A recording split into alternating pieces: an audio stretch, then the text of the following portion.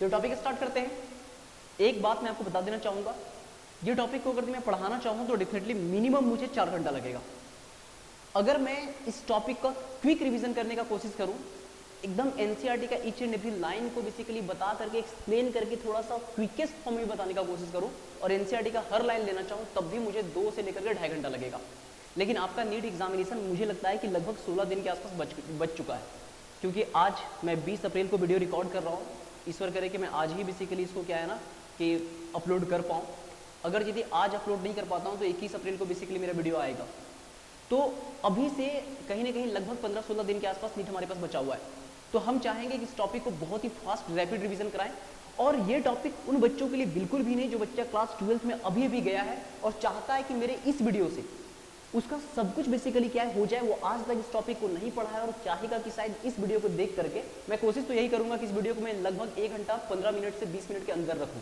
अब पता नहीं क्या लेंथ जाता है, देखते हैं वीडियो के बाद। तो ये वीडियो उन बच्चों के लिए बिल्कुल नहीं जो जीवन में पहली बार इस टॉपिक को पढ़ रहा है। ये वीडियो उन्हीं बच्चा के लिए है जो बच्चा इस टॉपिक को बढ़िया से पढ़ा है और क्विक रिवीजन चाहता है। चलिए स्टार्ट करते हैं, टाइम वेस्ट नहीं करते। तो बायोमोलिक्यूल्स में आप क्या पढ़ोगे बॉस? बायोमोलिक्यूल्स में डेफिनेटली ऐसे मॉलिक्यूल्स जो लिविंग और मेरा स्पीड बहुत फास्ट रहेगा, तो प्लीज आपको कॉपरेट करना पड़ेगा, है ना।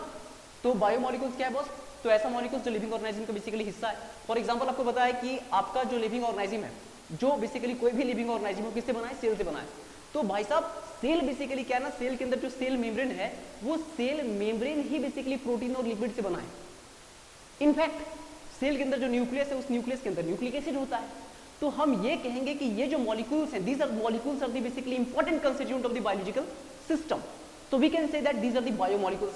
अब यहाँ आपके साथ हम बात करने का कोशिश करते हैं। बोल रहा है कि ये जो प्रोटीन है, कार्बोहाइड्रेट है, न्यूक्लिक एसिड वगैरह है, ये कहीं ना कहीं बेसिकली क्या है ना कि हमारे बायोलॉजिकल प्रोसेस का बहुत ही इंपॉर्टेंट हिस्सा है।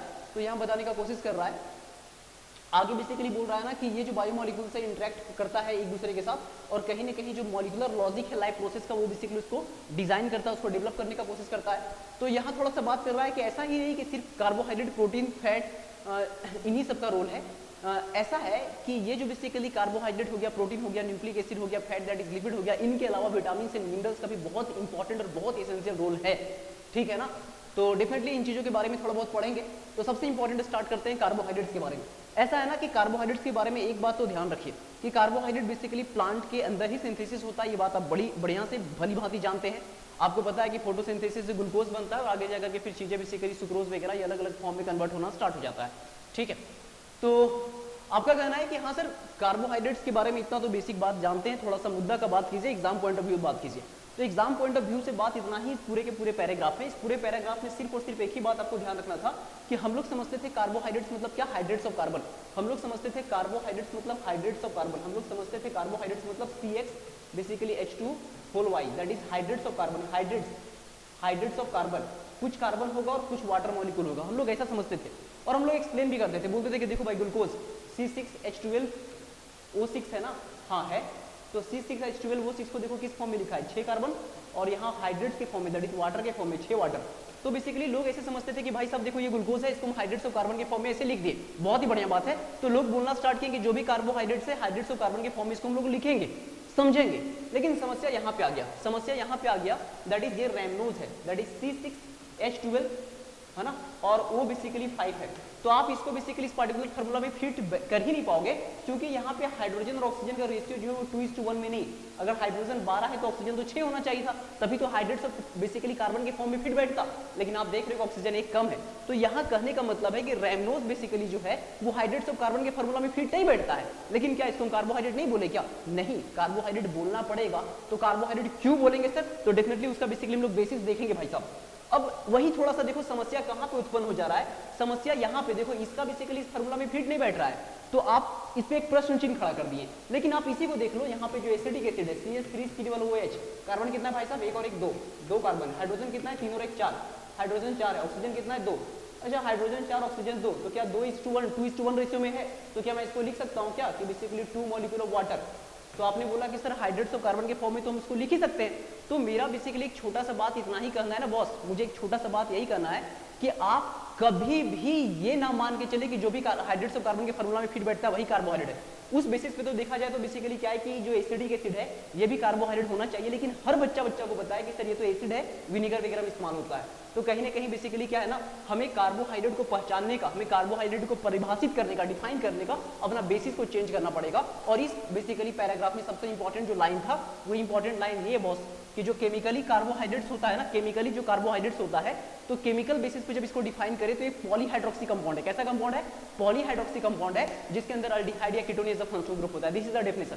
तो आपने क्या बोला? Chemically the carbohydrates may be is defined as the optically active. बिल्कुल, एक बात मेरे से मुंह से छूट गया था, ऑप्टिकली एक्टिव कंपाउंड है, इनएक्टिव नहीं, ऑप्टिकली एक्टिव कंपाउंड है जिसके अंदर पॉलीहाइड्रोक्सी आप देखेंगे ही देखेंगे, hydroxy group that is OH group, एक बार नहीं बल्कि पॉली एक से ज्यादा बार आप देखेंगे।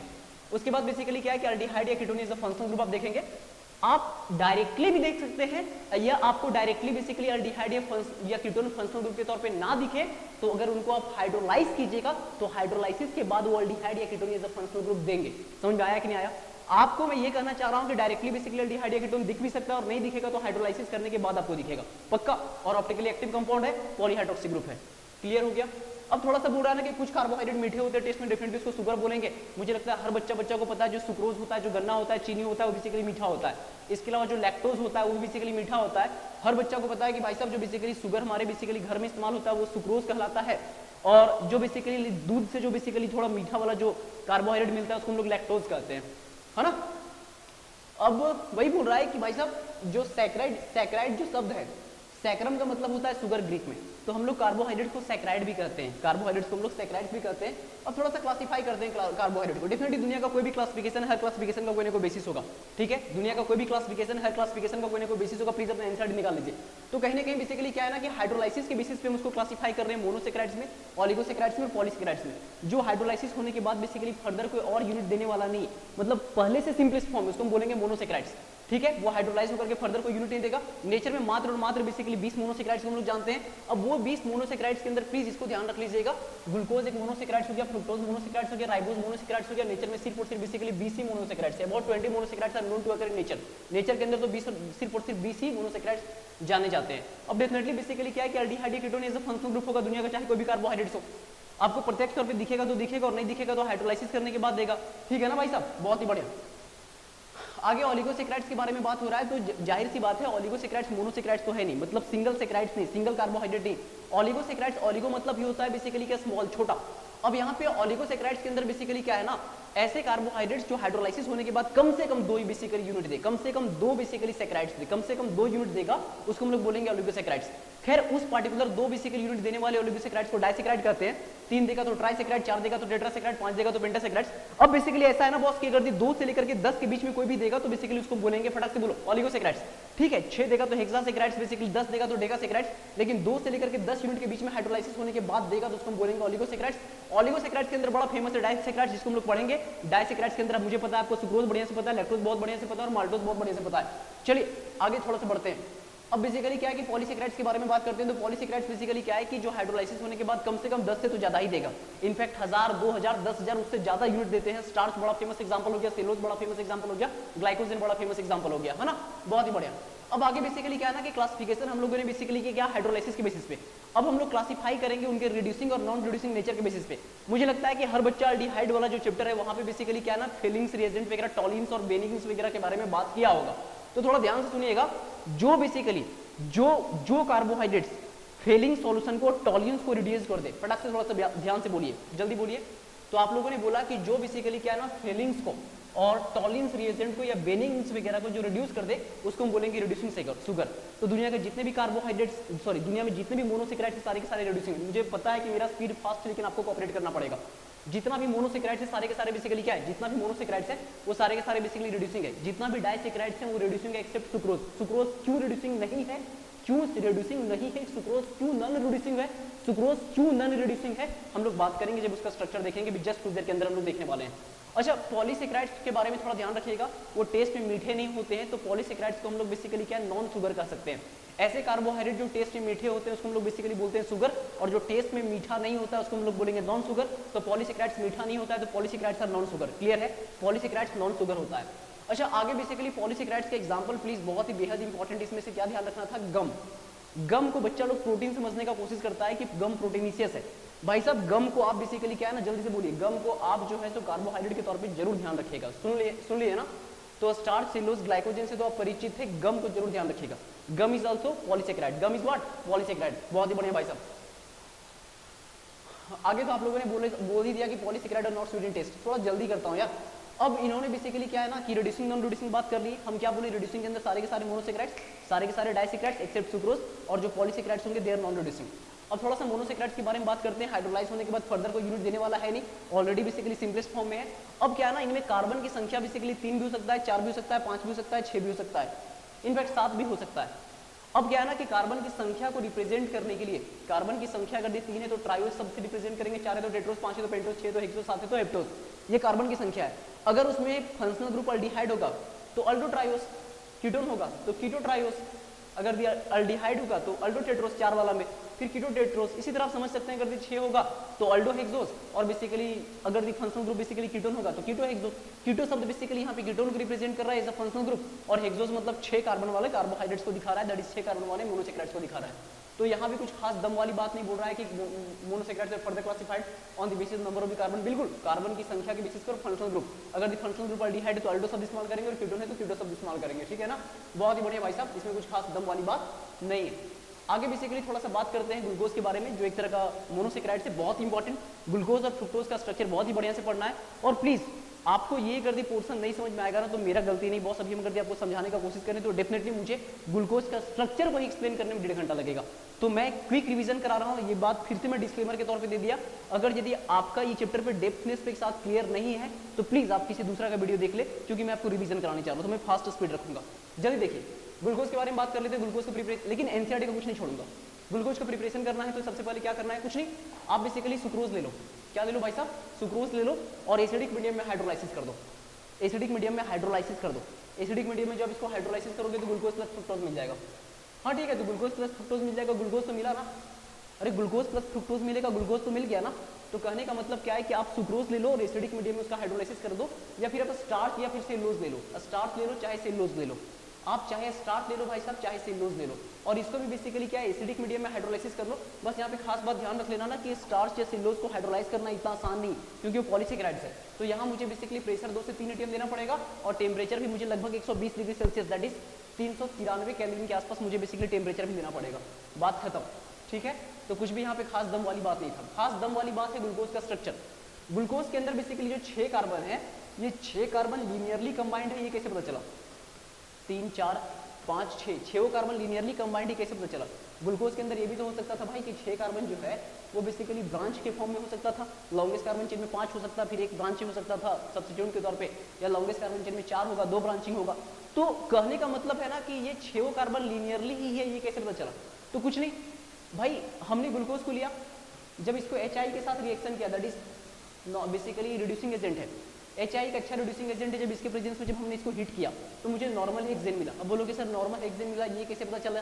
अरे भाई, मुझे आइसोमर का, हेक्सेन का जितना भी आइसोमर है दैट इज नॉर्मल हो गया, या फिर बेसिकली आइसो हो गया, या नियो हो गया, जो मुझे उसका आइसोमर मुझे पता है, हर आइसोमर के करस्पॉन्डिंग मुझे उसका फिजिकल प्रॉपर्टीज मुझे पता है कि हाँ भाई इसका मेल्टिंग पॉइंट कितना होगा, बॉइलिंग पॉइंट कितना होगा। तो कहीं ना कहीं मैं बेसिकली पता कर लिया, उससे कंपेयर किया, तो मुझे पता चला कि भाई जो इसको मुझे रिड्यूस करने के बाद, जो ग्लूकोज को रिड्यूस करने के बाद जो स्ट्रक्चर मिल रहा है उसका प्रॉपर्टी जो है वो हेक्सेन से रिजेंबल कर रहा है। इसका मतलब क्या है? नॉर्मल हेक्सेन ही मिला, सॉरी नॉर्मल हेक्सेन से रिजेंबल कर रहा है मतलब नॉर्मल हेक्सेन मिला। मतलब कहीं ना कहीं कार्बन जो लीनियरली, अरे भाई तुम नहीं पढ़े हो क्या कि कोई भी आइसोमर के केस में 6 कार्बन में अगर यदि हेक्सेन ही बनता तो जब ब्रांचिंग बढ़ता है तो कहीं ना कहीं बेसिकली क्या मेल्टिंग पॉइंट बॉइलिंग पॉइंट घटता है। तो नॉर्मल हेक्सेन मिला होगा तो नॉर्मल हेक्सेन का basically melting point boiling point सबसे मैक्सिमम रहा होगा, तो जो हेक्सेन जिसका मेल्टिंग पॉइंट बॉइलिंग पॉइंट सबसे मैक्सिमम होगा नॉर्मल हेक्सेन होगा। इसमें कुछ खास दम वाली बात तो है ही नहीं। ठीक है ना, तो आप लोगों ने मुझे बोला कि सर हमने क्या किया, HI के साथ बेसिकली इसको हीट किया, और जो मुझे HI के साथ हीट करने के बाद क्या है ना सर, HI के साथ हीट करने के बाद जब नॉर्मल हेक्सेन मिला तो इसका मतलब मुझे पता चल गया कि सर 6 कार्बन लीनियरली कंबाइंड है। चलो अच्छी बात है।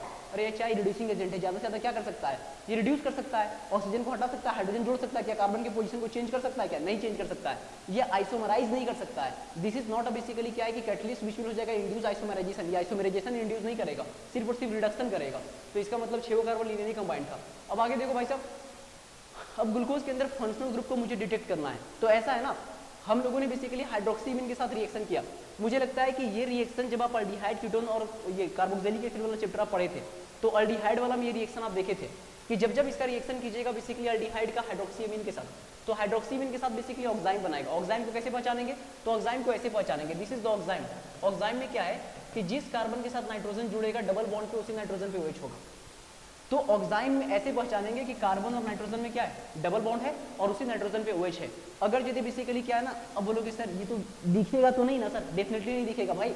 ग्लूकोज का जब हम हाइड्रोक्सीअमीन के साथ रिएक्शन किए होंगे तो ऑक्साइम का कुछ प्रॉपर्टी मुझे पता होगा, उस प्रॉपर्टी जो बना होगा उसका प्रॉपर्टी को बेसिकली उससे कंपेयर करेंगे, अगर वैसा ही मैच कर गया मतलब ऑक्साइम बना था, सिंपल सी बात है।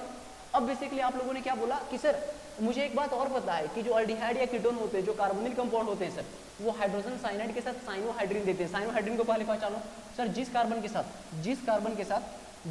साथ साइनो ग्रुप है सर उसी कार्बन के साथ हाइड्रोक्सी ग्रुप होगा सर। तो जिस कार्बन पे साइनो ग्रुप है, साइनो ग्रुप, उसी कार्बन पे हाइड्रोक्सी ग्रुप है सर, दैट इज साइनोहाइड्रिन। तो कहने का मतलब ये रिएक्शन भी कहीं ना कहीं कंफर्म करता है कि ये जो रिएक्शन है हाइड्रोक्सीमीन के साथ ऑक्साइम कौन बनाता है, एल्डिहाइड या कीटोन। हाइड्रोजन साइनाइड के साथ कौन रिएक्शन बनाता है, साइनोहाइड्रिन कौन देता है, एल्डिहाइड या कीटोन। तो कहीं ना कहीं बेसिकली क्या है कि अगर यदि ग्लूकोज हाइड्रोक्सीमीन के साथ ऑक्साइम बनाया या HCN के साथ साइनोहाइड्रिन बनाया तो इस बात तो कंफर्म हो जाता है। कंफर्म क्या होता है कि कहीं ना कहीं इसके पास फंक्शनल ग्रुप ये एल्डिहाइड या कीटोन ही है। लेकिन एल्डिहाइड या कीटोन में एल्डिहाइड ही है, ये कैसे पता चला, या कीटोन है कि नहीं ये कैसे पता चला। तो थोड़ा ध्यान से सुनो, हर किसी को पता है कि एल्डिहाइड को ऑक्सीडाइज करना आसान है, एल्डिहाइड को रिड्यूस करना भी आसान है।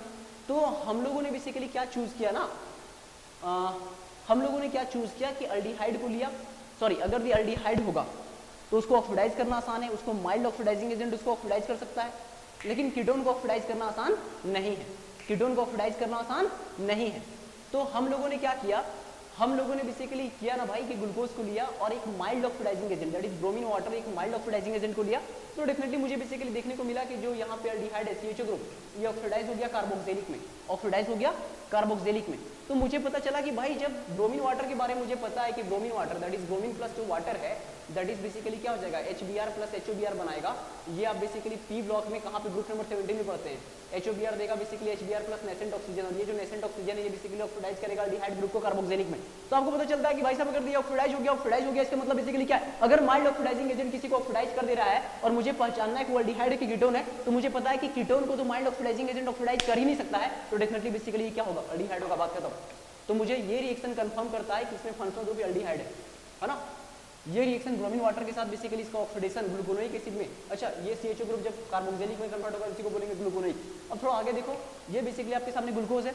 अब ग्लूकोज के बारे में थोड़ा सा यहाँ आगे बात करते हैं भाई।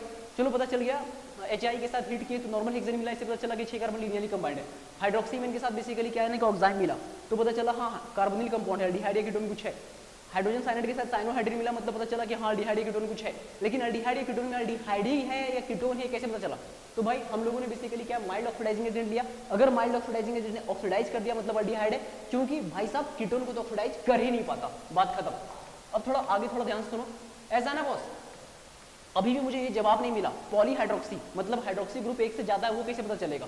तो ऐसा है ना बॉस, अगर यदि हाइड्रोक्सी ग्रुप एक से ज्यादा बार है, हाइड्रोक्सी ग्रुप एक से ज्यादा बार है, तो ऐसा है कि जो एसिडिक एनहाइड्राइड है, फटाक से बोलो, जो एसिडिक एनहाइड्राइड है, अगर एक बेसिकली हाइड्रोक्सी ग्रुप रहता तो उसको मोनो एसिडेट में कन्वर्ट करता, 2 हाइड्रोक्सी ग्रुप है तो उसको डाई एसिडेट में कन्वर्ट करता, 3 हाइड्रोक्सी ग्रुप है तो उसको बेसिकली ट्राई एसिडेट में, 4 है तो टेट्रा, 5 है तो पेंटा। तो जब ग्लूकोज को हम लोगों ने लिया और जब ग्लूकोज को एक्सेस एसिडिक एनहाइड्राइड के साथ जब उसको रिएक्ट किए तो मुझे मिला पेंटा एसिडेट। क्या मिला, पेंटा एसिडेट। जब पेंटा एसिडेट मिला, अब पेंटा एसिडेट का मिलना इस बात को बेसिकली रिप्रेजेंट करता है कि भाई साहब ग्लूकोज के पास बेसिकली 5 OH ग्रुप था, 5 OH ग्रुप था। क्लियर सी बात है। अब बोलोगे सर 5 OH ग्रुप है, ये कैसे पता चलेगा कि सर 5 OH ग्रुप अलग अलग कार्बन पे है। हो सकता है सर कि एक कार्बन पे 2-2 करके हो या किसी कार्बन पे 3 करके हो, टर्मिनल वाला कार्बन पे। मेरे भाई हर बच्चा को पता है कि एक कार्बन पे एक से ज्यादा अगर OH ग्रुप रहेगा तो मेरे ख्याल से वाटर कंडेंस होगा और ये बेसिकली फिर से कार्बोनिल कंपाउंड में कन्वर्ट हो जाएगा। तो बात ऐसा है ना बॉस, अगर यदि ऐसा कुछ रहता कि एक कार्बन पे एक से ज्यादा OH ग्रुप रहेगा तो वो अनस्टेबल हो जाएगा, वहां से वाटर वगैरह कंडेंस होगा। तो कहने का मतलब है कि कभी आप ग्लूकोज के डब्बा को घर में लाते हो कि अपने आप पानी पानी हो जाएगा, अनस्टेबल है क्या? नहीं, अनस्टेबल तो है ही नहीं, वो बेसिकली स्टेबल है। और अगर ये स्टेबल है इसका मतलब बेसिकली एक कार्बन पे एक से ज्यादा OH नहीं रहता होगा, 5 अलग अलग कार्बन पे 5 OH होगा और एक कार्बन पे एल्डिहाइड होगा, क्योंकि ब्रोमीन वाटर से आपको पता चल ही गया कि बेसिकली माइल्ड ऑक्सीडाइजिंग एजेंट है और तब भी इसको ऑक्सीडाइज कर दिया मतलब फंक्शनल ग्रुप एल्डिहाइड है, बात खत्म। अब थोड़ा सा आगे बात करते हैं। आगे क्या बात करते हैं? आगे ऐसा बात करते हैं ना भाई कि अगर यदि हम यहाँ पे इसको ऑक्सीडाइज करने के लिए क्या है ना, इसको ऑक्सीडाइज करने के लिए अगर यदि हम इसको नहीं लेते, किसको नहीं लेते, ये ब्रोमीन वाटर लिए, तो ब्रोमीन वाटर बेसिकली ऑक्सीडाइज कर दिया इसको ग्लूकोनिक में, ये अल्डिहाइड ग्रुप को कार्बोक्सिलिक में कन्वर्ट कर दिया। हम इसके जगह कर दी ग्लूकोज को रिएक्ट करते, ग्लूकोज को रिएक्ट करते किसके साथ, फटाक से बोलो, स्ट्रॉन्ग ऑक्सीडाइजिंग एजेंट के साथ, किसके साथ, फटाक से बोलो, स्ट्रॉन्ग ऑक्सीडाइजिंग एजेंट के साथ, सॉरी मेरे से मिस्टेक हो गया, ये ग्लूकोज है, अगर यदि इसको हम बेसिकली ब्रोमीन वाटर के साथ अगर यदि हम ऑक्सीडाइज करते तो मुझे ग्लूकोनिक मिलता, सिर्फ ये ग्रुप कार्बोक्सिलिक में कन्वर्ट होता। लेकिन अगर यदि मुझे यहाँ पे मैं स्ट्रॉन्ग ऑक्सीडाइजिंग एजेंट ले लूंगा, तो स्ट्रॉन्ग ऑक्सीडाइजिंग एजेंट ले लूंगा तो ये बेसिकली ग्रुप तो कार्बोक्सिलिक में बेसिकली ऑक्सीडाइज होगा ही, और ये टर्मिनल वाला भी कार्बोक्सिलिक में ऑक्सीडाइज हो जाएगा।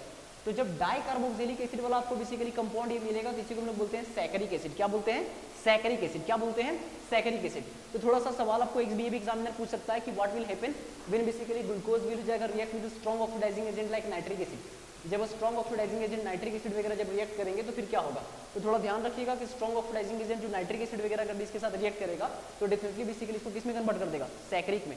ये बेसिकली दोनों, एक अल्डिहाइड ग्रुप को और एक बेसिकली हाइड्रोक्सी ग्रुप को, दोनों को बेसिकली क्या ऑक्सीडाइज कर देगा कार्बोक्सिलिक ग्रुप में, ध्यान रखिएगा।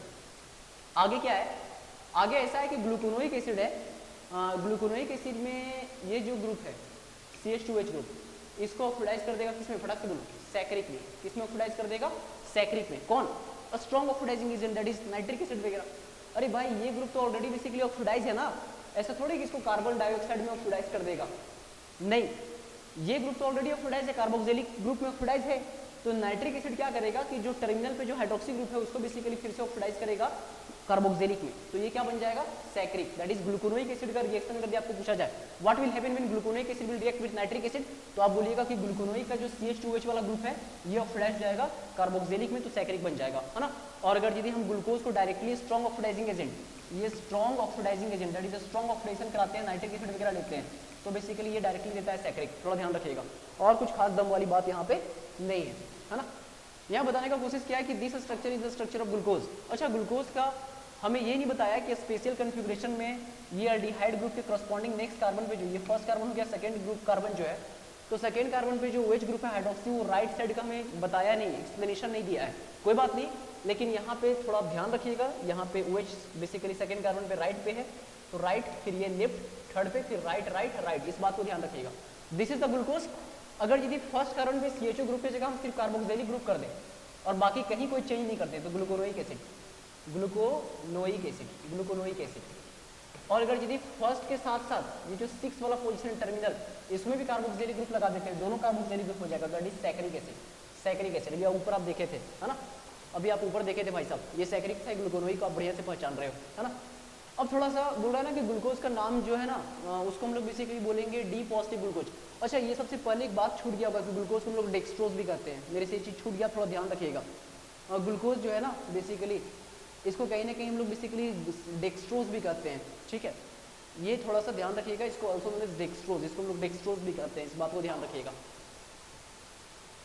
है ना।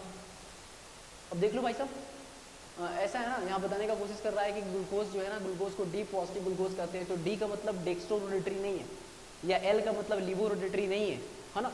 अभी डी का मतलब क्या है हम बताते हैं, ठीक है। अरे ठीक है, डी का मतलब डेक्स्ट्रोरोडेटरी नहीं है, जो ग्लूकोज में यहाँ पे लिखा हुआ है ना डी पॉजिटिव ग्लूकोज, तो डी का मतलब डेक्स्ट्रोरोडेटरी नहीं, ये पॉजिटिव साइन का मतलब डेक्स्ट्रोरोडेटरी है। एल का मतलब लिवोरोडेटरी नहीं होता है, नेगेटिव साइन देखने को मिलेगा ब्रैकेट में, तो उसका मतलब लिवोरोडेटरी होता है। जो ऑप्टिकल एक्टिविटी आपको पता है, डेक्स्ट्रोरोडेटरी या फिर बेसिकली लिवोरोडेटरी, ये प्लेन पोलराइज लाइट को क्लॉकवाइज रोटेट करेगा कि एंटी क्लॉकवाइज रोटेट करेगा। अगर ऑप्टिकली एक्टिव कंपाउंड है तो वो बेसिकली क्या है ना, उसको डी या एल से रिप्रेजेंट नहीं करते हैं। पॉजिटिव साइन ब्रैकेट में लिखेंगे मतलब डेक्स्ट्रोरोडेटरी, और नेगेटिव साइन लिखेंगे ब्रैकेट में, इसका मतलब लिवोरोडेटरी। क्लियर है। अभी थोड़ा सा बताते हैं कि डी और एल का मतलब क्या है, थोड़ा ध्यान से देखो। ये आपको ग्लिसरॉल्डिहाइड दिख रहा होगा, है ना, मुझे लगता है कि ये आपको ग्लिसरॉल्डिहाइड दिख रहा होगा, जो अपने आप में कुछ नहीं, मुझे लगता है कि बेसिकली ये अल्डोट्रायोज है, अल्डोट्रायोज है। ट्रायोज मतलब 3 कार्बन वाला बेसिकली एल्डिहाइड, 3 कार्बन वाला मोनोसेक्राइड, और इसके अंदर बेसिकली फंक्शनल ग्रुप एल्डिहाइड है, तो this is the aldotriose, that is glyceraldehyde. अब ये जो ग्लिसरॉल्डिहाइड है ना मेरे भाई, इस ग्लिसरॉल्डिहाइड में जो CH2 वाला कार्बन है, इसके करस्पॉन्डिंग वाला जो कार्बन है, इसके करस्पॉन्डिंग में ये कार्बन पे जो OH है, देखो हाइड्रोक्सी ग्रुप, देखो अल्डिहाइड, सॉरी कार्बोहाइड्रेट क्या होता है, पॉलीहाइड्रोक्सी, तो पॉलीहाइड्रोक्सी मतलब हाइड्रोक्सी तो 2 बार हो गया, aldehyde as a functional group है, ऑप्टिकली एक्टिव भी है, तो ये बेसिकली हो जाएगा ग्लिसरॉल्डिहाइड। अब क्या है ना कि जो बेसिकली क्या है कि ग्लिसरॉल्डिहाइड के पॉजिटिव स्ट्रक्चर को रिजेंबल करता है, किसको रिजेंबल करता है, जो भी ग्लिसरॉल्डिहाइड के पॉजिटिव स्ट्रक्चर को रिजेंबल करेगा कार्बोहाइड्रेट, उस कार्बोहाइड्रेट को हम बोलेंगे डी। क्या बोलेंगे, डी। अब बोलोगे सर इसका पॉजिटिव स्ट्रक्चर है क्या सर, तो थोड़ा ध्यान से देखो, ये जो CH2H है इसके करस्पॉन्डिंग वाला कार्बन पे OH अगर दी राइटवर्ड है तो हम बोलेंगे पॉजिटिव ग्लिसरॉल्डिहाइड, और इसी CH2OH के करस्पॉन्डिंग अगर दी बेसिकली दूसरे कार्बन पे जो OH है हाइड्रोक्सी ग्रुप है वो लेफ्टवर्ड है तो हम बोलेंगे नेगेटिव ग्लिसरॉल्डिहाइड। और दुनिया का जो कार्बोहाइड्रेट, दुनिया का जो कार्बोहाइड्रेट बेसिकली पॉजिटिव, जो कार्बोहाइड्रेट पॉजिटिव ग्लिसरॉल्डिहाइड को रिजेंबल करेगा स्ट्रक्चरली उसको हम बोलेंगे डी, और जो नेगेटिव ग्लिसरॉल्डिहाइड को रिजेंबल करेगा उसको हम बोलेंगे एल। बस इतना ही अंतर है, और डी और एल का मतलब डीएक्सोरोटरी या लिवोरोटरी नहीं है, नहीं है, नहीं है और नहीं है। बहुत ही बढ़िया है ना, थोड़ा ध्यान से देखो। तो ऐसा है बॉस, यहाँ ध्यान दो, हम बता दिए कि बेसिकली यहाँ पे CH2H के मतलब करस्पॉन्डिंग नेक्स्ट कार्बन पे OH अगर दी राइटवर्ड है तो डीएक्सोरोटरी, अगर दी इसके करस्पॉन्डिंग नेक्स्ट कार्बन पे अगर दी OH अगर दी लेफ्टवर्ड है तो बेसिकली क्या होगा, फटाक से बोलो, लिवोरोटरी। खैर अभी हम लोग देखेंगे ग्लिसरॉल्डिहाइड को। देखें, मुझे लगता है कि ग्लिसरॉल्डिहाइड के CH2H के करस्पॉन्डिंग वाला कार्बन पे OH राइटवर्ड है। अब दुनिया का जो कार्बोहाइड्रेट जो बेसिकली इसको रिजेंबल करेगा उसको हम बोलेंगे डी। अच्छा एक बात बताओ, ग्लूकोज का स्ट्रक्चर आप देख रहे हो, अच्छा यहाँ नहीं देखना चाहो तो भी वहाँ भी दिखा देंगे, ये ग्लूकोज का स्ट्रक्चर देख रहे हो तो CH2OH के करस्पॉन्डिंग, ऐसा नहीं कि किसी को बोल देना सर ये OH लेफ्ट है ना सर, अरे नहीं भैया, ये जो CH2OH है इसके करस्पॉन्डिंग बेसिकली क्या है कि OH क्या राइटवर्ड है तो इसको हम बोलेंगे डी। डी का मतलब ये है कि ये ग्लिसरॉल्डिहाइड के पॉजिटिव स्ट्रक्चर को रिजेंबल कर रहा है। डी का मतलब बिल्कुल भी नहीं, कतई नहीं कि डी का मतलब डेक्सोरोटरी कार्बोहाइड्रेट में नहीं है। जो ग्लिसरॉल्डिहाइड के पॉजिटिव स्ट्रक्चर को रिजेंबल करे इसको बोलेंगे डी, और जो ग्लिसरॉल्डिहाइड के नेगेटिव को रिजेंबल करे इसको बोलेंगे एल। पक्का क्लियर है, बहुत ही बढ़िया। अब ज्यादा समय बर्बाद नहीं करते हैं, अब थोड़ा सा साइक्लिक स्ट्रक्चर ग्लूकोज की तरफ बढ़ेंगे, लेकिन उससे पहले थोड़ा बात करते हैं। बात ऐसा है कि भाई साहब अगर यदि तुम्हारे पास ग्लूकोज के बारे में ये बात तो पता चल गया, ब्रोमीन वाटर कर दी, इसको ऑक्सीडाइज कर दिया तो पता चल गया कि हाँ भाई फंक्शनल ग्रुप यहाँ पे कीटोन नहीं है, हो सकता है तो अल्डिहाइड होगा लेकिन कीटोन नहीं है। अब अगर यदि फंक्शनल ग्रुप इसके पास अल्डिहाइड है तो सिप टेस्ट तो देना चाहिए। उसके बाद बेसिकली क्या है ना कि सोडियम हाइड्रोजन सल्फाइड के साथ बेसिकली इसको क्या है, एडिशन प्रोडक्ट देना चाहिए। अरे भाई सोडियम हाइड्रोजन सल्फाइड के साथ तो इसको एडिशन प्रोडक्ट देना चाहिए। उसके बाद अगर आगे आपके साथ बात करें कि ठीक है पेंटाएसिडेट जो बना था, पेंटाएसिडेट थोड़ा ध्यान से देखो, देखो देखो मेरे भाई, देखो देखो देखो देखो देखो, ये जो पेंटाएसिडेट बना था ना भाई, पेंटाएसिडेट, तो OH जो 5 बार है हाइड्रोक्सी ग्रुप है, ये एसीटेट में कन्वर्ट हुआ है एसिटिक एनहाइड्राइड के साथ। लेकिन देखो इसका CHO ग्रुप जो अल्डिहाइड ग्रुप है इसका कुछ बाल भी बाका नहीं हुआ। पेंटाएसिडेट में CHO ग्रुप तो फ्री है। तो अगर यदि बेसिकली पेंटाएसिडेट बन चुका है, ये एसीटेट 4 बार और एक 5 बार पेंटाएसिडेट बन चुका है, तो ऑब्वियसली बात है बेसिकली इसको क्या है ना, अल्डिहाइड ग्रुप तो इसके पास फ्री है, तो अल्डिहाइड का टेस्ट दैट इज हाइड्रोक्सीमीन के साथ ऑक्साइड बनाना चाहिए था, हाइड्रोजन साइनाइड के साथ साइनोहाइड्रिन बनाना चाहिए था। लेकिन देखने को क्या मिला कि सिप टेस्ट नहीं दे रहा है, सोडियम हाइड्रोजन सल्फाइड के साथ रिएक्शन नहीं कर रहा है। इसके अलावा भाई साहब, इसके अलावा जल्दी बोलिए, जो इसका पेंटाएसिडेट है वो हाइड्रोक्सी अमीन के साथ भी रिएक्ट नहीं कर रहा है, तो CHO ग्रुप का टेस्ट नहीं दे रहा है। उसके बाद सबसे खास बात देखा गया कि ग्लूकोज जो है वो 2 अलग अलग क्रिस्टलाइन फॉर्म में एग्जिस्ट करता है, एक का मेल्टिंग पॉइंट 419 केल्विन, एक का मेल्टिंग पॉइंट 427 केल्विन। तो भाई जब सेम चीज है उसका अलग अलग मेल्टिंग पॉइंट है तो इसका मतलब है उसका अलग अलग क्रिस्टल है। तो भाई साहब ये सब चीज जो है ना, मतलब इसके साइक्लिक स्ट्रक्चर के प्रोपोजिशन का बेसिस बना। दिस बेसिकली थिंग्स हो जाएगा become the basis for the future proposition of what, फटाक से बोलो, cyclic structure of the glucose.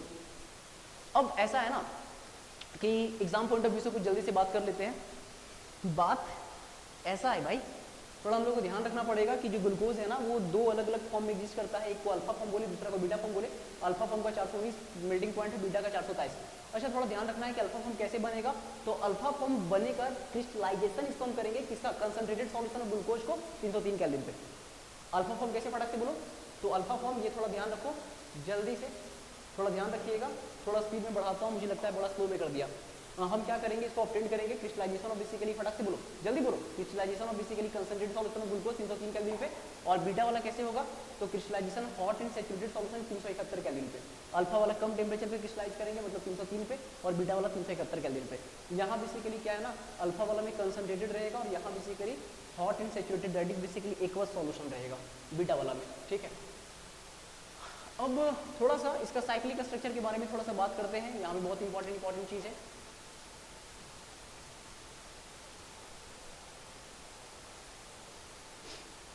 थोड़ा ध्यान सुनिएगा।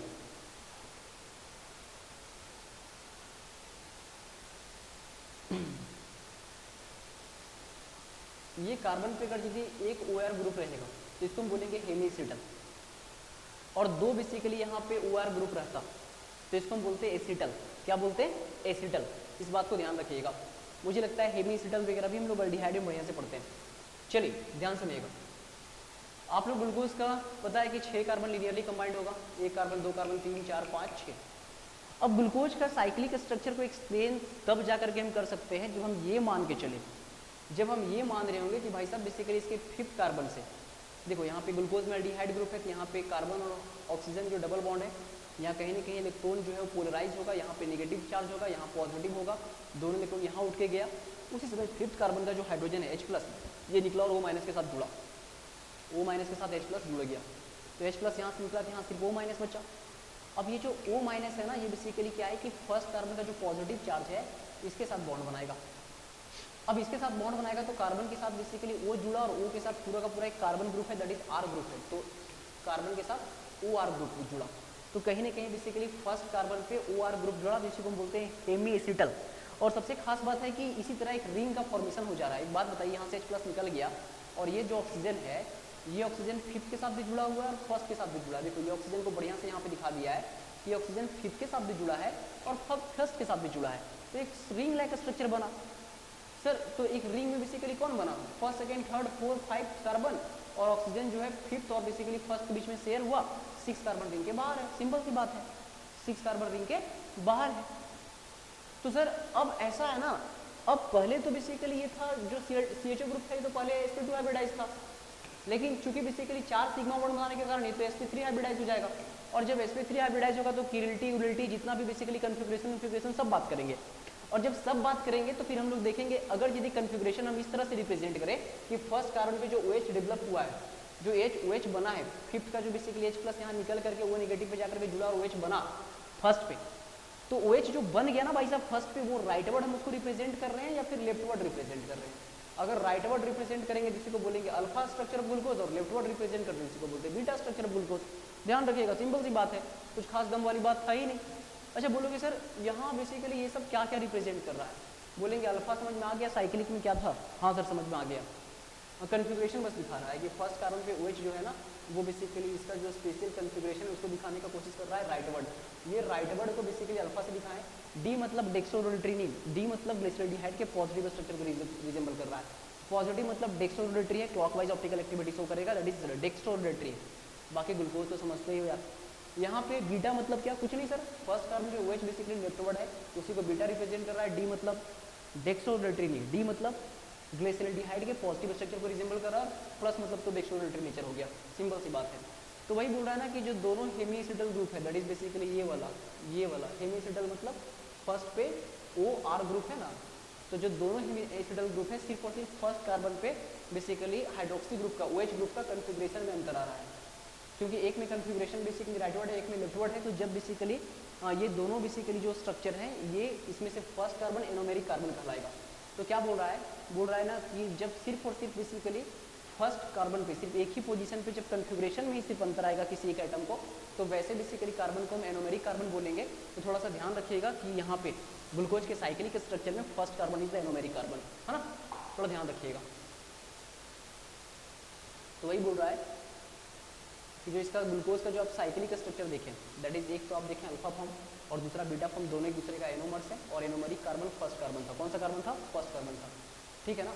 अच्छा इसका जो साइक्लिक स्ट्रक्चर को बढ़िया से जब हम बनाएंगे ना, तो इसका साइक्लिक स्ट्रक्चर है 6 कार्बन रिंग के बाहर। बाकी आप देख रहे हैं कि बेसिकली ऑक्सीजन जो है 5th और फर्स्ट के बीच में शेयर है।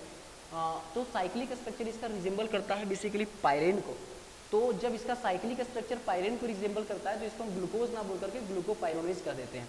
यहाँ पायरोनोज ये दिखा रहा है कि हम साइक्लिक स्ट्रक्चर के बारे में बात कर रहे हैं, और ग्लूकोज का साइक्लिक स्ट्रक्चर पायरेन को रिजेंबल करता है, तो ग्लूकोपाइरोनोज हो गया, है ना।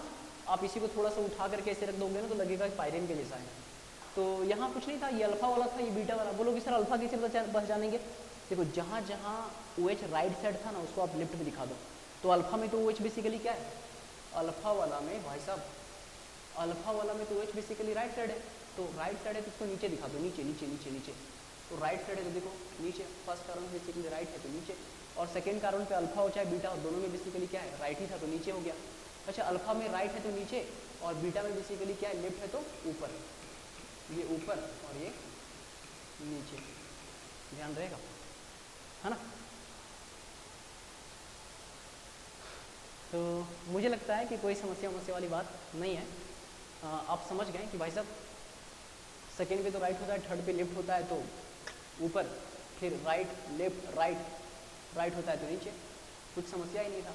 बस बेसिकली फर्स्ट पे अंतर है सर, तो फर्स्ट पे राइट है तो नीचे, और बीटा वाला में बेसिकली लेफ्ट साइड है तो ऊपर, बस इतना ही छोटा सा तो अंतर था। अब थोड़ा सा फ्रुक्टोज के बारे में बात कर लेते हैं। बात ऐसा है ना कि सुक्रोज का हाइड्रोलाइसिस की थी तो ग्लूकोज के साथ फ्रुक्टोज ही मिला था।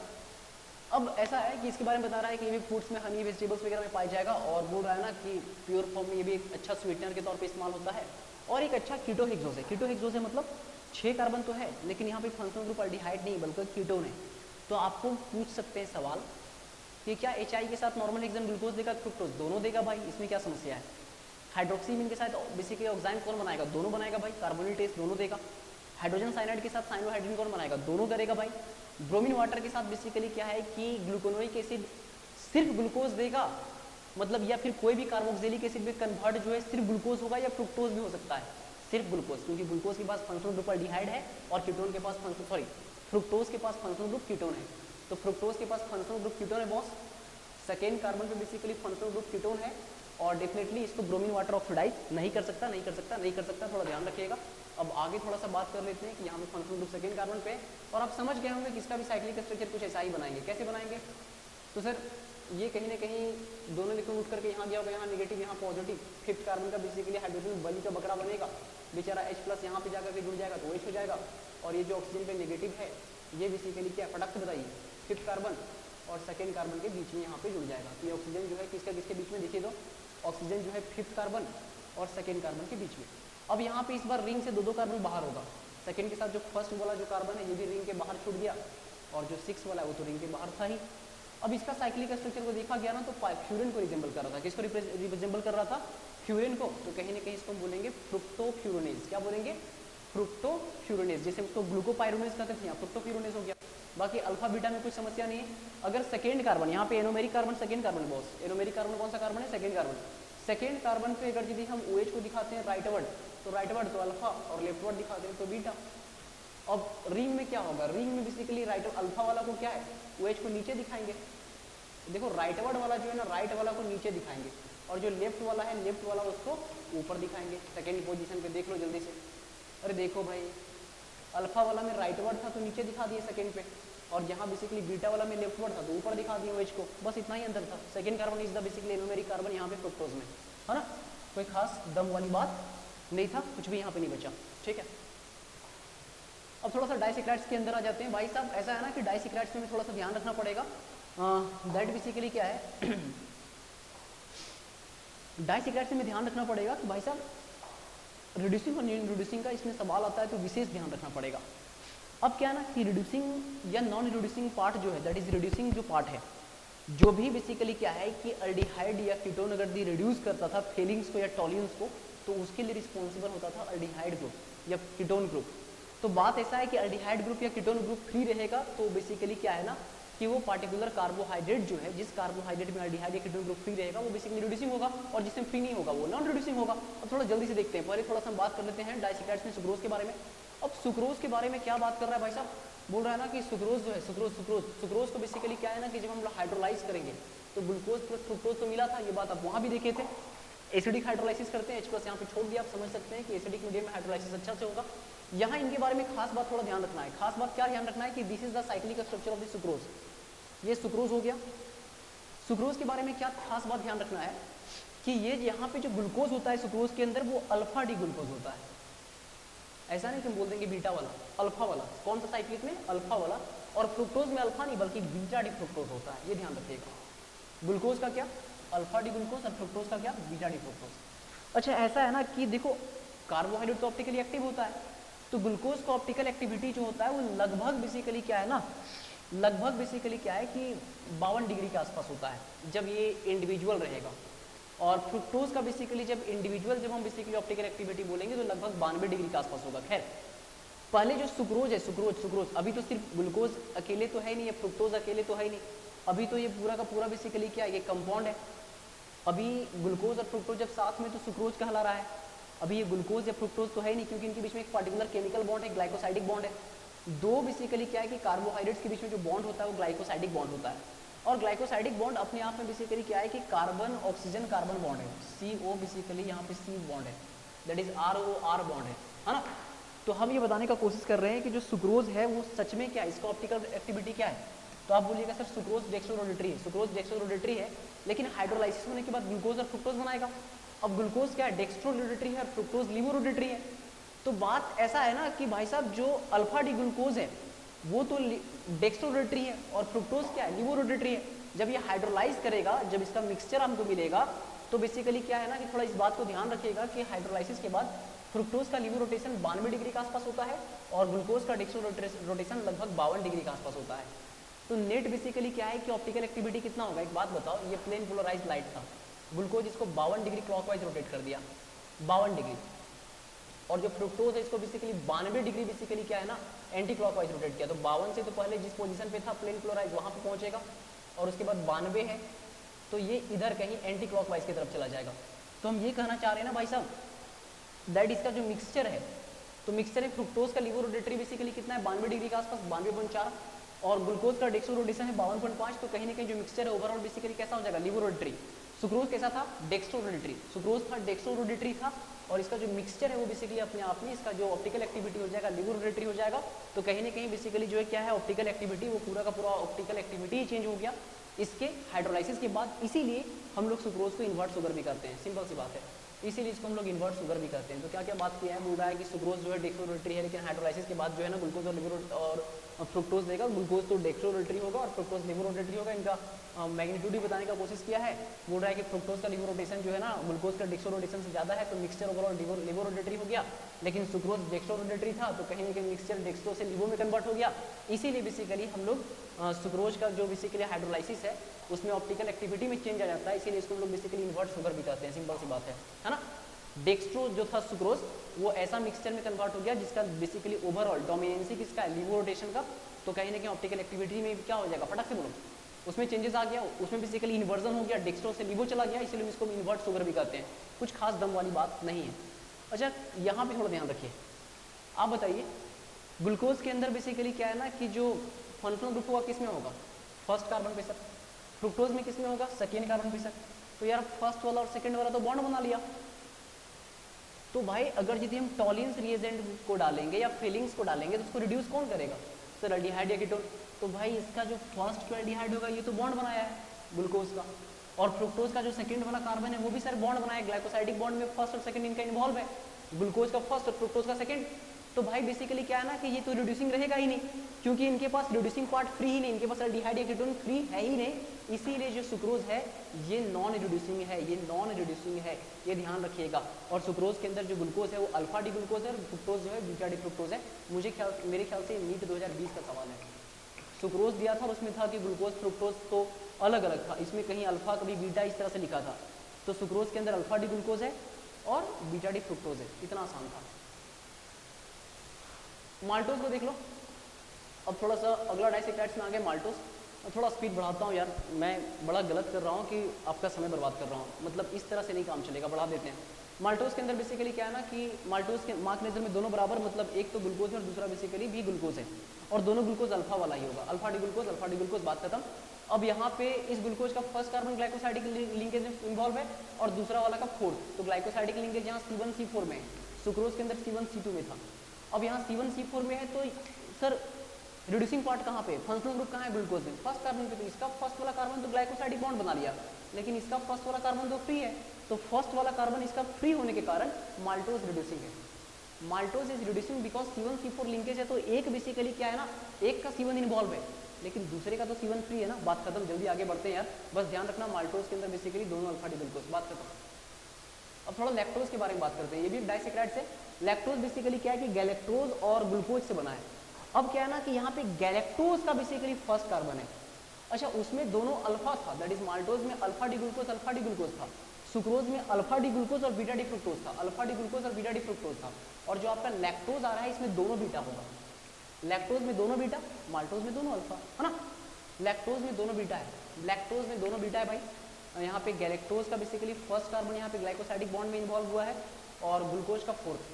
तो यहाँ पे C1C4 लिंकेज में C1C4 में बेसिकली ग्लाइकोसाइडिक बॉन्ड है, ग्लाइकोसाइडिक बॉन्ड है। तो भाई यहाँ पे हम पूछेंगे ना कि जो लैक्टोज है वो लैक्टोज का रिड्यूसिंग कारण किसके कारण है, it is reducing because of what, ये ग्लूकोज के कारण कि बेसिकली गैलेक्टोज के कारण।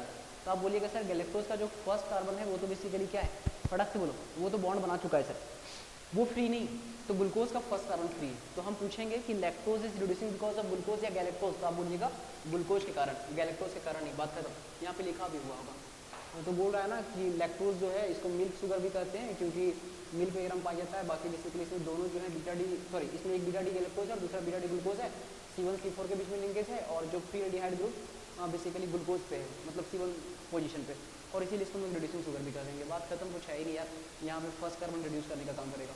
अब जल्दी से पॉलीसेकेराइड्स में आ जाते हैं, नाम ही पॉलीसेकेराइड्स मतलब बहुत सारे सेकेराइड्स। अब यहाँ पे बहुत सारे ग्लाइकोसाइडिक बॉन्ड होंगे, अब थोड़ा लिंकेज का ध्यान रखेंगे हम लोग, है ना। तो आमतौर पे ज़्यादा आपको जीवन में क्या देखने को मिलेगा, पॉलीसेकेराइड्स में देखने को मिलेगा। आप जितना भी बेसिकली सेल वाल देख लो प्लांट वगैरह का, सब में कार्बोहाइड्रेट्स में, सॉरी सब में बेसिकली क्या है, सब में आपको सेलोज देखने को मिलेगा। उसके बाद बेसिकली क्या है कि आप स्टार्च से भी काफ़ी परिचित होंगे, आपके बॉडी में जो एक्सेस ऑफ कार्बोहाइड्रेट होता है वो स्टोर होता है किसके फॉर्म में, फटाक से बोलिए, ग्लाइकोजन के फॉर्म में। These are the energy packets that is glycogen के फॉर्म में, है ना। अब थोड़ा सा आगे बात करते हैं बॉस, स्टार्च के बारे में बात करते हैं। एक पॉलीसेकेराइड स्टार्च के बारे में बात करते हैं। आपको पता है कि स्टार्च प्लांट वगैरह में प्रिपेयर्ड होगा, मतलब प्लांट वगैरह में ही, मतलब सुक्रोज वगैरह जो है वो पॉलीमराइज करते हैं, मतलब आगे जा करके सुक्रोज वगैरह से, दैट इज ग्लूकोज वगैरह से ही फर्दर बेसिकली क्या है ना, ग्लूकोज वगैरह के कंडेंसेशन, रिपीटेड कंडेंसेशन वगैरह से बेसिकली स्टार्च वगैरह बनता है। तो खैर स्टार्च एक पॉलीसेकेराइड से किसका, ग्लूकोज का, किसका, ग्लूकोज का। अब स्टार्च के अंदर दो पार्ट होता है, स्टार्च के अंदर दो पार्ट होता है, एक पार्ट होता है अमाइलोज और दूसरा होता है अमाइलोपेक्टिन, अमाइलोपेक्टिन, ठीक है। एक पार्ट आपने बोला अमाइलोज, दूसरा बोला अमाइलोपेक्टिन स्टार्च के अंदर। थोड़ा जल्दी करते हैं, अच्छा जल्दी करें, पढ़ाने वाला काम नहीं करते हैं, सॉरी यार, जल्दी कर देते हैं, जल्दी जल्दी। स्टार्च के अंदर दो पार्ट है, एक पार्ट है बेसिकली अमाइलोज और दूसरा पार्ट है अमाइलोपेक्टिन।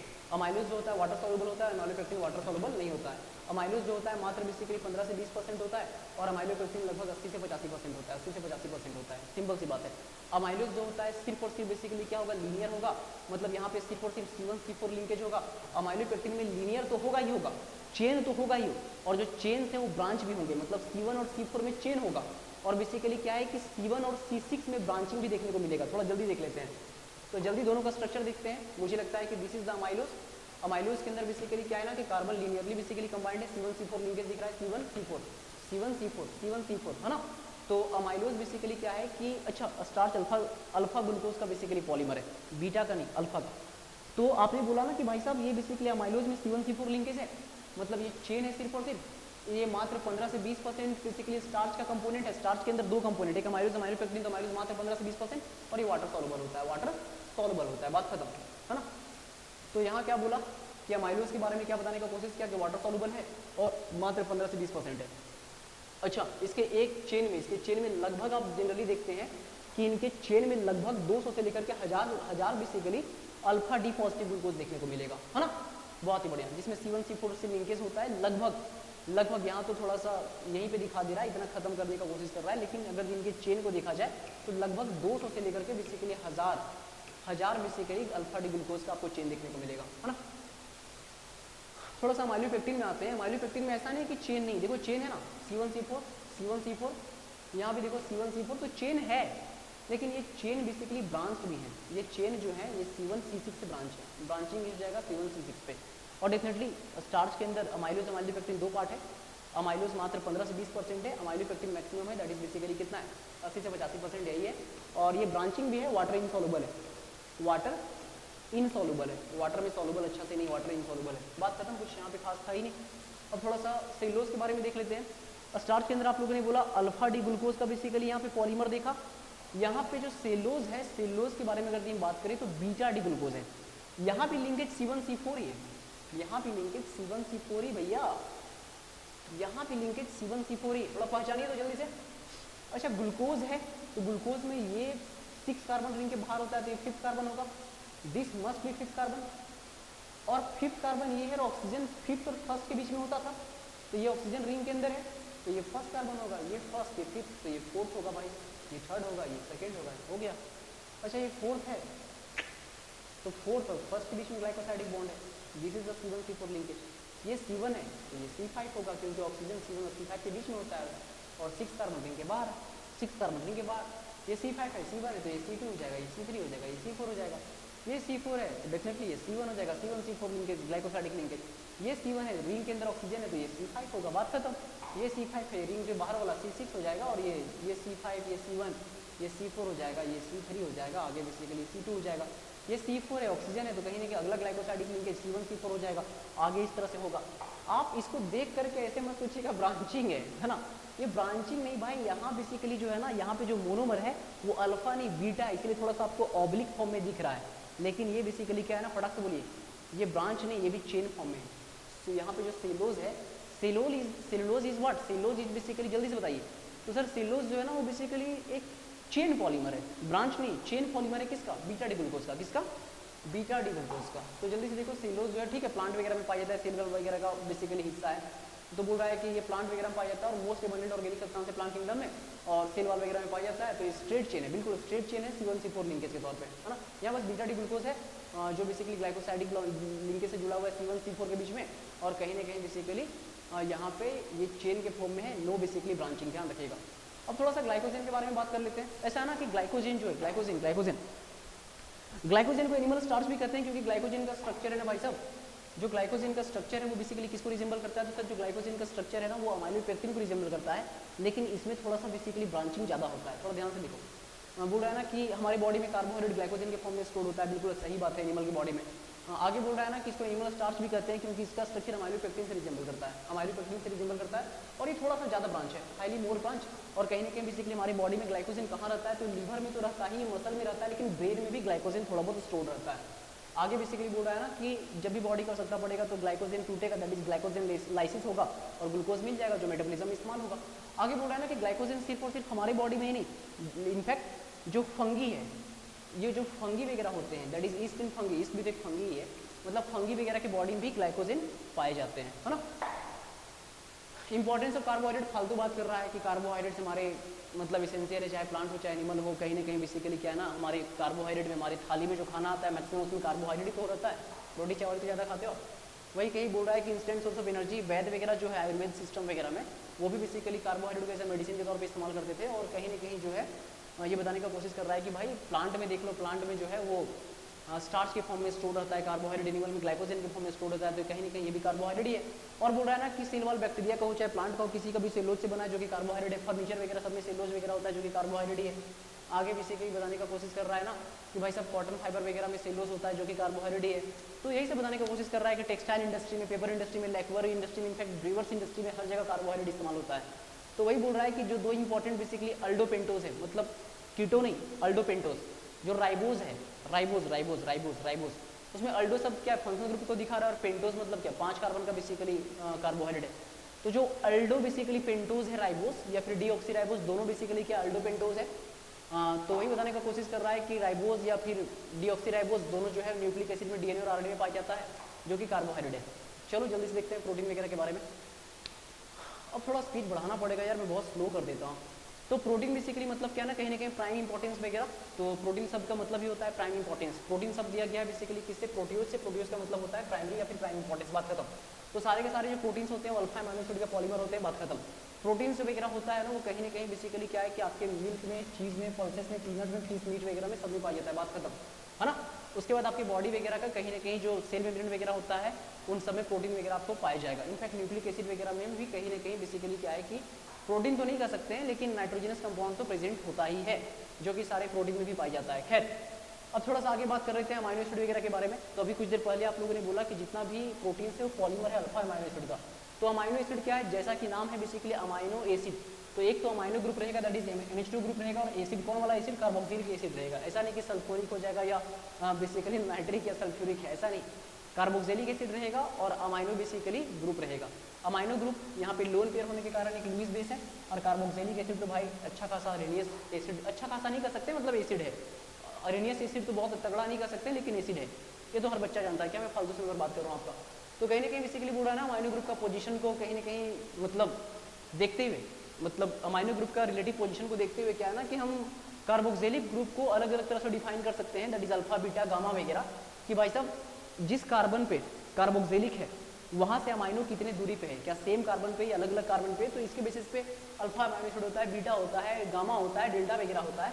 लेकिन हमें सिर्फ और सिर्फ बेसिकली अल्फा अमाइनो एसिड पढ़ना है, क्योंकि प्रोटीन हाइड्रोलाइज होने के बाद अल्फा अमाइनो एसिड ही देता है। प्रोटीन्स बेसिकली हाइड्रोलाइज होने के बाद अल्फा अमाइनो एसिड ही देता है, इसीलिए तो बोले कि सारे प्रोटीन्स पॉलीमर है अल्फा अमाइनो एसिड का। तो अल्फा अमाइनो एसिड ही पढ़ेंगे। अल्फा अमाइनो एसिड में क्या है कि जिस कार्बन पे अमाइनो ग्रुप होगा उसी कार्बन पे कार्बोक्सिलिक ग्रुप होगा, उसी कार्बन पे कार्बोक्सिलिक ग्रुप होगा, this is alpha amino acid, है ना। बाकी दो ग्रुप तो फिक्स हो गया, तीसरा ग्रुप हाइड्रोजन फिक्स होगा, और चौथा आर ग्रुप जो है, दो ग्रुप तो फिक्स हो गया, चौथा हाइड्रोजन ग्रुप हो गया, और चौथा आर ग्रुप जो है, आर ग्रुप के बेसिस पे अलग अलग बेसिकली अमाइनो एसिड हो जाएगा। जल्दी करते हैं यार, आपका मैं समय बहुत बर्बाद कर देता हूँ, है ना। तो अमाइनो एसिड का जो है ना एक ट्रिवियल नेम्स भी है, जो कि कहीं ना कहीं बेसिकली क्या है ना उनके सोर्स वगैरह का रिप्रेजेंट करता है, उनके प्रॉपर्टी को बेसिकली रिप्रेजेंट करता है, इनके सोर्सेज वगैरह को रिप्रेजेंट करता है। तो जैसे बोल रहा है कि ग्लाइसिन ही एक अमाइनो एसिड है, ग्लाइसिन जहाँ पे आर ग्रुप जो है हाइड्रोजन होगा, तो बोल रहा है ना कि ग्लाइसिन का नाम इसलिए पड़ा क्योंकि ग्रीक में ग्लाइकोस का मतलब होता है स्वीट। कहाँ गया जी? ग्लाइकोस का मतलब स्वीट होता है ना। तो चूंकि बेसिकली ये अमाइनो एसिड थोड़ा मीठा लगता है, इसलिए इसको लोग बेसिकली क्या बोलते हैं, इसका नाम पड़ा ग्लाइसिन, क्योंकि ग्लाइकोस का मतलब स्वीट होता है। टायरोसिन जो अमाइनो एसिड है वो सबसे पहले चीज से ऑब्टेन किया गया था, और ग्रीक में टायरोस का मतलब चीज होता है, तो इसीलिए इसका नाम रख दिया गया, चीज से ऑब्टेन किया गया, ऑब्टेन किया गया। तो सोर्स जिससे ऑब्टेन किया गया उसको रिफ्लेक्ट कर रहा है ये ट्रिवियल नेम। तो कहीं ना कहीं बेसिकली क्या रिप्रेजेंट कर रहा है, जल्दी से बोलिए, ये इसके सोर्स को रिप्रेजेंट कर रहा है, वहाँ से नामकरण हुआ। तो टायरोस का मतलब बेसिकली क्या होगा, चीज होगा। वही बोल रहा है इनको 3 लीटर से रिप्रेजेंट करते हैं, कभी कभी 1 लीटर रिप्रेजेंटेशन भी करते हैं। 1 लीटर रिप्रेजेंटेशन बहुत हेक्टिक है भाई, आ गया ना तो परेशान कर देगा, है ना। चलो जल्दी देखो, अरे भाई देखो 3 लीटर में किसी को कोई पंगा नहीं, ग्लाइसिन का GLY, एलिन का ALA, वेलाइन का BL, ल्यूसाइन का LU, लेकिन 1 लीटर में बहुत समस्या है। ए सेम एलिन को समझे कि आर्जिनाइन को समझे, समझ रहे हो? एल सेम ल्यूसाइन को समझे कि लाइसिन को समझे, तो यहाँ बहुत समस्या है ना सिंगल लीटर में। तो सिंगल लीटर वाला भी बहुत समस्या है, ठीक है। अगर यदि आपको याद नहीं तो रहने दीजिए, वैसे भी मुझे उम्मीद है कि ये सिंगल लीटर वाला नहीं पूछना चाहिए, लेकिन एग्जामिनर करते आपसे गलत कराने के लिए तुम ही जाए तो पूछ लेगा भाई, कुछ नहीं कर सकते हैं। अब बात ऐसा है ना, थोड़ा सा जल्दी से इंपॉर्टेंट बात कर लेते हैं। अभी इसके पास एक एसिडिक ग्रुप है, एक बेसिक ग्रुप है। हाइड्रोजन तो अपने आप में क्या है, न्यूट्रल है, ये एसिडिक हाइड्रोजन थोड़ी है। अब वो एक बेसिक ग्रुप है, एक एसिडिक ग्रुप है, तो ओवरऑल इसको न्यूट्रल माने। अब आर ग्रुप अगर यदि क्या है, एसिडिक होगा तो वो एसिडिक अमाइनो एसिड हो जाएगा। आर ग्रुप अगर यदि बेसिक होगा तो बेसिक अमाइनो एसिड हो जाएगा। आर ग्रुप सिंपल न्यूट्रल रहा तो न्यूट्रल अमाइनो एसिड होगा। कुछ एग्जांपल देख लेते हैं, सबको तो नहीं पढ़ेंगे, कुछ एग्जांपल देख लो जल्दी से। अगर आर ग्रुप क्या है, हाइड्रोजन है, तो क्या हो जाएगा, जल्दी बोलो। न्यूट्रल है तो न्यूट्रल अमाइनो एसिड हो जाएगा, ग्लाइसिन इज न्यूट्रल।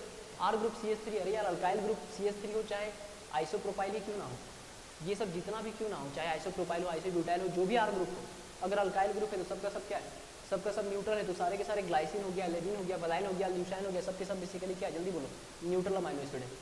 लेकिन सब कहने के चक्कर में ऐसा नहीं कि आर्जिनाइन को भी कह देना न्यूट्रल है। अरे भाई यहाँ पे नाइट्रोजन पे लोन पेयर है, नाइट्रोजन पे लोन पेयर है, और ये लोन पेयर डोनेट कर सकता है, मतलब लुईस बेस है, इसके पास बेसिक पार्ट है, ये लुईस बेस है। तो बेसिकली आर्जिनाइन में जो आर ग्रुप है, this is the basic part, और बेसिक पार्ट होने के कारण आर्जिनाइन जो है एक बेसिक अमाइनो एसिड है। इसी तरह लाइसिन में भी बेसिकली नाइट्रोजन अपने लोन पेयर में डोनेट कर सकता है, तो बेसिक अमाइनो एसिड हो जाएगा। ग्लूटामिक एसिड साफ साफ दिख रहा है, एसिड वगैरह दिख रहा है, स्पार्टिक एसिड में साफ साफ एसिड दिख रहा है। खैर थोड़ा ध्यान रखिएगा, अगर चूंकि एसिडिक आर ग्रुप अगर एसिडिक होगा तो हम क्या बोलेंगे, एसिडिक अमाइनो एसिड। अगर आर ग्रुप बेसिक होगा तो बेसिक अमाइनो एसिड। बाकी थोड़ा सा ग्लूटामिक एसिड में देख लीजिएगा कि कहीं आर ग्रुप प्रोपेनिक एसिड होता है, और अस्पार्टिक में बेसिकली आर ग्रुप जो होता है वो एसिडिक पार्ट होता है, एसिडिक पार्ट 2 कार्बन का, ग्लूटामिक में 3 कार्बन का प्रोपेनिक वाला पार्ट होता है आर ग्रुप। खैर ग्लूटामाइन हो चाहे अस्पर्जाइन हो, यहाँ ध्यान रखिएगा कि यहाँ बेसिकली फंक्शनल ग्रुप अमाइड हो, C double bond ONH2, C double bond ONH2, यहाँ मतलब अमाइड ग्रुप होता है, ठीक है ना। उसके बाद आगे बेसिकली क्या है ना, आगे इसमें कुछ और इंपॉर्टेंट है क्या, आगे ना ये थोड़ा सा इंपॉर्टेंट है, सिस्टीन और मिथ्योनिन में सल्फर है, सल्फर कंटेनिंग अमाइनो एसिड वाला सवाल भी आता है ना। बाकी और कोई खास विशेष दम वाली बात नहीं है। क्योंकि आप फिनाइल एलामीन वगैरह देखो, फिनाइल पार्ट है C6H5, फिनाइल एलामीन, एलामीन में सिर्फ CH3 रहता था, यहाँ देखो एलामीन में क्या रहता था, CH3 रहता था ना, CH3, तो फिनाइल एलानीन यहाँ बोल दिया, फिनाइल पार्ट है C6H5 और CH2 पार्ट, तो फिनाइल एलानीन बोल दिया गया। बाकी टायरोसिन में बेसिकली यहाँ पे थोड़ा सा देखो, पैरा हाइड्रोक्सी बेसिकली क्या है ना, टॉल्यून रहेगा, पैरा हाइड्रोक्सी टॉल्यून रहेगा, आर ग्रुप तो टायरोसिन है। तो खैर इतना कितना का आप याद कीजिएगा, लेकिन टायरोसिन हो चाहे ट्रिप्टोफन हो, है ना, इनफैक्ट बेसिकली फिनाइल एलानीन ही क्यों ना हो, ये सब में देखोगे कि एरोमेटिक पार्ट, बेंजीन वाला बेसिकली पेरेंट पार्ट जो है वो आर ग्रुप के तौर पे जुड़ा है, तो सबके सब बेसिकली एरोमेटिक है ना, चाहे हिस्टिडीन ही हो, है ना, ये सबके सब बेसिकली एरोमेटिक अमाइनो एसिड हो जाएगा। प्रोलिन एरोमेटिक नहीं है, यहाँ पे रिंग के अंदर देखो कंप्लीट कंजुगेशन नहीं, तो प्रोलिन इज नॉट एरोमेटिक, ये एरोमेटिक नहीं, बात खत्म।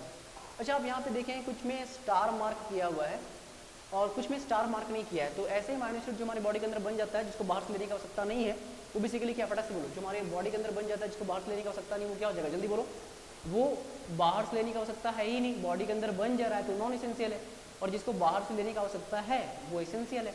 तो 10 अमाइनो एसिड एसेंशियल है, 10 अमाइनो एसिड एसेंशियल नहीं है। नीट वाले बच्चों तो कहीं ना कहीं बेसिकली कुछ ना निमोनिक्स तो बना ही दिए होंगे याद करने के लिए, तो थोड़ा सा एक बार 10 एसेंशियल और 10 नॉन एसेंशियल को देख के जाइएगा। क्लासिफिकेशन वगैरह जल्दी कर दिए यार, हो गया, एसेंशियल नॉन एसेंशियल बता ही दिए, जो हमारी बॉडी के अंदर बन सकता है वो नॉन एसेंशियल है, जो बॉडी के अंदर नहीं बनेगा उसको बाहर से लेना ही पड़ेगा डाइट से, वो एसेंशियल हो जाएगा। अब यही बताने का कोशिश कर रहा है कि अमाइनो एसिड में एक कार्बोक्सिलिक ग्रुप है, एक अमाइनो ग्रुप है। आपको पता है कि एसिड वो होता है जो H+ डोनेट करता है, H+ डोनेट कर दिया, लो carboxylic acid plus H+ donate कर दिया। बाद में कि लॉरी ब्रॉन्स्टेड बेसिकली कंसेप्ट पढ़े कि बेस वो होता है जो H+ एक्सेप्ट करता है, तो NH2 ग्रुप जो है H+ एक्सेप्ट करके NH3+ चला गया और यहाँ H+ निकला तो एसिड वालों माइनस। आपको लग रहा होगा यहाँ पॉजिटिव चार्ज या नेगेटिव चार्ज, बिल्कुल है, लेकिन नेट चार्ज 0 है, तो ओवरऑल ये मॉलिक्यूल न्यूट्रल है, और इसी फॉर्म को हम बोलते हैं, यहाँ चार्ज भी है ओवरऑल मॉलिक्यूल न्यूट्रल, जिसको हम बोलते हैं ज्यूट्रॉनिक फॉर्म। तो अमाइनो एसिड का ज्यूट्रॉनिक फॉर्म के बारे में खास बात हम बता दिए, है ना। ये बेसिकली क्या है कि डाईपोलर आयन है, दो पोलर आयन है, पॉजिटिव पोल और नेगेटिव पोल, तो कहीं ना कहीं ज्यूट्रॉनिक फॉर्म है, कहीं ना कहीं बेसिकली क्या है कि नेट चार्ज न्यूट्रल है, लेकिन पॉजिटिव और नेगेटिव दोनों चार्जेस वगैरह है। तो यहाँ पे हम ध्यान रखिएगा कि ज्यूट्रॉनिक फॉर्म में अमाइनो एसिड इम्फोटेरिक बिहेवियर शो करता है, इन ज्यूट्रॉनिक फॉर्म अमाइनो एसिड जो है इम्फोटेरिक बिहेवियर शो करता है भाई, मतलब ये एसिड बेस दोनों के साथ रिएक्ट कर सकता है। अच्छा, ग्लाइसिन के अलावा जितना भी अमाइनो एसिड देखो सबके सब ऑप्टिकली एक्टिव है, ग्लाइसिन ऑप्टिकली एक्टिव नहीं, क्योंकि जो कार्बन है उस पर 2 ग्रुप सेम है, 2 हाइड्रोजन हो जाएगा, क्योंकि ग्लाइसिन में R ग्रुप हाइड्रोजन है। तो ग्लाइसिन को छोड़ करके जितने भी हैं सबके सब अल्फा अमाइनो एसिड जितने भी होते हैं सारे के सारे ऑप्टिकली एक्टिव होते हैं। ग्लाइसिन ऑप्टिकली एक्टिव नहीं है क्योंकि कोई क्लियर कार्बन उसके पास है ही नहीं, है ना। उसी को बोल रहा है कि कार्बन एटम असिमेट्रिकल है, मतलब यही सब बताने की कोशिश कर रहा है। सॉरी, मतलब बाकी सब में कार्बन एटम जो होते हैं असिमेट्रिक वगैरह होते हैं, लेकिन ग्लाइसिन में ऐसा नहीं है, वहाँ पे 2 हाइड्रोजन सेम है, ठीक है। आगे बोल रहा है जितना भी अमाइनो एसिड वगैरह है अगर ये ऑप्टिकली एक्टिव है तो डी और एल दोनों फॉर्म उनका देखोगे अधिकांश में एल फॉर्म वगैरह पाया जाता है, और एल फॉर्म को हम कैसे रिप्रेजेंट करते हैं, NH2 ग्रुप को फटाक से बोलिए लेफ्ट हैंड साइड रिप्रेजेंट करके, NH2 ग्रुप को आप लेफ्ट हैंड साइड लिखते हैं जनरली रिप्रेजेंटेशन में। अब जल्दी से स्ट्रक्चर ऑफ थोड़ा सा प्रोटीन देख लेते हैं, ठीक है। और जब हम लोग स्ट्रक्चर ऑफ प्रोटीन के आसपास देखते हैं भाई साहब, तो ऐसा है ना कि जब हम लोग स्ट्रक्चर ऑफ प्रोटीन को देखते हैं थोड़ा बहुत ज़्यादा स्पीड हम मतलब स्लो मेरा चल रहा है, तो 2 अमाइनो एसिड के बीच में जो बॉन्ड होता है उसको पेप्टाइड बॉन्ड कहते हैं। यहाँ देखो ये अमाइनो ग्रुप है, कार्बोक्सिलिक ग्रुप, इनके बीच में जो बॉन्ड होता है इसको पेप्टाइड बॉन्ड बोलते हैं। पेप्टाइड बॉन्ड में कार्बोक्सिलिक का OH जाता है और अमाइनो का H जाता है, बस खत्म। कार्बोक्सिलिक का OH जाता है और अमाइनो का H जाता है, वाटर का कंडेंसेशन से पेप्टाइड बॉन्ड बना। अच्छा, 2 बेसिकली अमाइनो एसिड के बीच में जो पेप्टाइड बॉन्ड है, तो 2 अमाइनो एसिड है तो इसको हम लोग बोलते हैं डाईपेप्टाइड। डाईपेप्टाइड का मतलब 2 पेप्टाइड बॉन्ड है, डाईपेप्टाइड का मतलब 2 अमाइनो एसिड के बीच में एक पेप्टाइड बॉन्ड, बात खत्म। इसी तरह करते 3 अमाइनो एसिड तो उनके बीच के पेप्टाइड बॉन्ड को बोलेंगे ट्राइपेप्टाइड, 4 है तो बेसिकली टेट्रापेप्टाइड, 5 है तो बेसिकली पेंटापेप्टाइड। 5 पेप्टाइड बॉन्ड है, लेकिन बेसिकली 5 अमाइनो एसिड के बीच में 4 पेप्टाइड बॉन्ड है, सॉरी 5 अमाइनो एसिड है, मेरा गलती, मैं आपको पढ़ाने लग जाता हूँ यार। 1 2 3 है ना, 4 5 basically amino acid peptide bond कितना हो गया, 1 2 3 4, पेप्टाइड बॉन्ड 4 है, लेकिन इसको हम बोलेंगे पेंटापेप्टाइड। पेंटापेप्टाइड का मतलब 5 पेप्टाइड बॉन्ड नहीं, 5 अमाइनो एसिड है और उनके बीच में 4 पेप्टाइड बॉन्ड है, ये समझिएगा। अब थोड़ा सा आगे थोड़ा ध्यान रखिएगा, क्या ध्यान रखिएगा, थोड़ा सा ध्यान रखिएगा प्रोटीन के अंदर इनको जब हम क्लासीफाई करेंगे फर्दर आगे जा करके, तो थोड़ा सा कुछ चीज़ और देखेंगे। उससे पहले कुछ बात करने का कोशिश किया है। इतना NCERT में क्या छोड़ के चले यार, बहुत इंपॉर्टेंट है, सब कुछ इंपॉर्टेंट है। मैं बोल रहा ना पॉलीपेप्टाइड, जिसके अंदर बेसिकली क्या है ना 100 से ज़्यादा अमाइनो एसिड वगैरह आपको देखने को मिलेगा, ठीक है, और मॉलिक्यूलर मास लगभग 10,000 AMU के आसपास से ज़्यादा होता है या उन्हीं के रेंज में होता है, ये ज़्यादा होता है, उनको हम लोग प्रोटीन कहते हैं। तो आप बोले कि पॉलीपेप्टाइड जिसमें कम से कम भी 100 अमाइनो एसिड का रेसिड्यू देखने को मिलेगा या 100 अमाइनो एसिड के आसपास से मिलके बनते हैं, तो प्रोटीन होते हैं, उनका मॉलिक्यूलर मास काफ़ी ज़्यादा होता है, मतलब 10,000 ml के आसपास से ज़्यादा होता है। लेकिन ऐसा नहीं है कि हमेशा बेसिकली क्या है ना कि सारे पॉलीपेप्टाइड्स जिनका मॉलिक्यूलर मास इसी रेंज में होगा तभी प्रोटीन कहलाएंगे। कुछ पॉलीपेप्टाइड्स जिनका मॉलिक्यूलर मास बेसिकली कम भी होगा तब भी वो प्रोटीन कहला जाएगा। वो डिपेंड करेगा किसके बेसिस पे, उनके कन्फर्मेशन के ऊपर डिपेंड करेगा, क्योंकि प्रोटीन्स के पास एक वेल डिफाइंड कन्फर्मेशन होता है। फॉर एग्जांपल इंसुलिन के पास मात्र 51 अमाइनो एसिड है, 100 से तो ज़्यादा थोड़ी ना अमाइनो एसिड रेसिड्यू था, मात्र 51 है। इसके अंदर 2 चेन होता है, बढ़िया से पढ़े, चेन ए चेन बी वगैरह। मेरे ख्याल से एक चेन में 21 होता है और एक चेन में 30 होता है, तो 51 अमाइनो एसिड होता है और 100 से ज़्यादा तो है भी नहीं। लेकिन प्रोटीन इसको फिर भी कहें because of the proper configuration, sorry because of the proper conformation. तो बोल रहा है ना कि प्रोटीन जो होते हैं उनके पास वेल डिफाइंड कन्फर्मेशन होता है, वेल डिफाइंड कन्फर्मेशन होता है। तो वो इंसुलिन का एक एग्जाम्पल देने का कोशिश किया। आगे प्रोटीन और पॉलीपेप्टाइड में बहुत ज़्यादा बेसिकली एक डिस्टिंक्ट आप एक लाइन ड्रॉ नहीं कर सकते हैं, कहीं ना कहीं आप सिमिलरिटी लेके चल सकते हैं। आगे थोड़ा सा प्रोटीन को हम क्लासिफाई करेंगे, फाइब्रस प्रोटीन और ग्लोबुलर। अच्छा, फाइब्रस हो चाहे ग्लोबुलर, दोनों टर्सरी स्ट्रक्चर प्रोटीन है। फाइब्रस वाला के बारे में ध्यान रखिएगा, ये वाटर इनसॉल्युबल होता है। फाइब्रस भी टर्सरी स्ट्रक्चर वाली प्रोटीन है और ग्लोबुलर भी टर्सरी स्ट्रक्चर वाली प्रोटीन है। ये वाटर बेसिकली क्या होता है, इनसॉल्युबल होता है, वाटर में सॉल्युबल नहीं होगा। तो ये बेसिकली क्या है ना, ये रन करेगा पैरेलल। जब आपने वो क्या बोला, आपने बोला जब पॉलीपेप्टाइड चेन रन करेगा पैरेलल और बेसिकली क्या है ना कि हाइड्रोजन और डाइसल्फाइड बॉन्ड वगैरह से बेसिकली क्या एक फाइबर लाइक स्ट्रक्चर बना लेगा। पैरेलली बेसिकली रन कर रहा था और हाइड्रोजन और डाइसल्फाइड बॉन्ड वगैरह से फाइबर लाइक स्ट्रक्चर बना दिया, तो इसको हम लोग बोले फाइब्रस स्ट्रक्चर। और ये टर्सरी स्ट्रक्चर वाली प्रोटीन है, बस ध्यान रखिएगा ये वाटर में इनसॉल्युबल होता है। तो बताने का कोशिश कर रहा है ये आमतौर पर इनसॉल्युबल होते हैं वाटर में। और भाई साहब इनका एग्जाम्पल अगर की बात करें तो केरेटिन के बारे में आप लोगों ने सुना होगा, ऊल में पाया जाता है, हेयर में पाया जाता है, स्किन में पाया जाता है। केरेटिन आपके हेयर में पाया जाता है, ऊल में पाया जाता है, स्किन में पाया जाता है। और मायोसिन बेसिकली क्या है ना, ये भी फाइब्रस प्रोटीन ही है। आई थिंक एक्टिन और मायोसिन के बारे में आप सुने होंगे क्योंकि ये प्रोटीन का फिलामेंट वगैरह है। तो मायोसिन बेसिकली क्या है ना, ये मसल में पाया जाता है। तो मायोसिन क्या एक फाइब्रस प्रोटीन है जिसके अंदर टर्सरी स्ट्रक्चर ऑफ प्रोटीन है ना। तो अब जल्दी से देख लेते हैं ग्लोबुलर स्ट्रक्चर ऑफ प्रोटीन। तो ये भी टर्सरी स्ट्रक्चर ऑफ प्रोटीन ही है। बस यहाँ ध्यान रखिएगा कि यहाँ बेसिकली क्या है ना, ये क्वाइल्ड हो जाता है स्फेरिकल फॉर्म में। These are coiled in spherical form और ये वाटर में सॉल्युबल भी होते हैं। और ये बेसिकली इसका एग्जांपल में इंसुलिन और एल्ब्यूमिन जरूर ध्यान रखिएगा भाई साहब, है ना। अब थोड़ा सा structure and shape of the protein को बेसिकली क्या है ना, अगर इनको हम स्टडी करें बढ़िया से 4 लेवल पे देखिएगा। एक तो अगर हम भाई इसको हम लाइन बाय लाइन भी पढ़ाए हैं, लेकिन इतना समय आपको हम बर्बाद कर रहे हैं ना कि मुझे थोड़ा उड़ाना पड़ेगा, माफ़ी चाहते हैं इसके लिए हम। आपका एग्जाम सामने है, मुझे थोड़ा स्पीड बढ़ाना पड़ेगा भाई साहब, कोई उपाय नहीं मेरे पास, मैं पढ़ाने में घुस जाता हूँ। थोड़ा देख लो यार जल्दी से। प्राइमरी स्ट्रक्चर प्रोटीन में क्या है ना कि कहीं ना कहीं बेसिकली एक बेसिकली अमाइनो एसिड से दूसरा अमाइनो एसिड लिगेरली ज्वाइंट रहेगा, बस खत्म, बात खत्म, प्राइमरी हो जाएगा। सेकेंडरी में बेसिकली क्या है कि जो अरे भाई कोई भी अमाइनो एसिड जुड़ा हुआ है, तो भाई प्रोटीन जब बन रहा था, protein is the heteropolymer of amino acid, तो भाई अमाइनो का ग्रुप है, अमाइनो ग्रुप में NH2 है, कार्बोक्सिलिक में COOH है, प्रोटीन में अमाइनो एसिड है। तो और भाई आपको पता है कि इनके बीच में मस्त हाइड्रोजन बॉन्डिंग हो सकता है, जरा भी थोड़ा बहुत बेसिकली ये जब स्ट्रक्चर इनका थोड़ा सा क्वाइल्ड हो जाए, थोड़ा सा पैरेलल हो जाए, थोड़ा सा किसी भी तरह से हेलिकल फॉर्म ले ले, तो भाई हाइड्रोजन बॉन्डिंग के कारण ये स्टेबलाइज हो सकता है। अमाइनो ग्रुप और कार्बोक्सिलिक ग्रुप में मस्त तगड़ा हाइड्रोजन बॉन्ड होगा।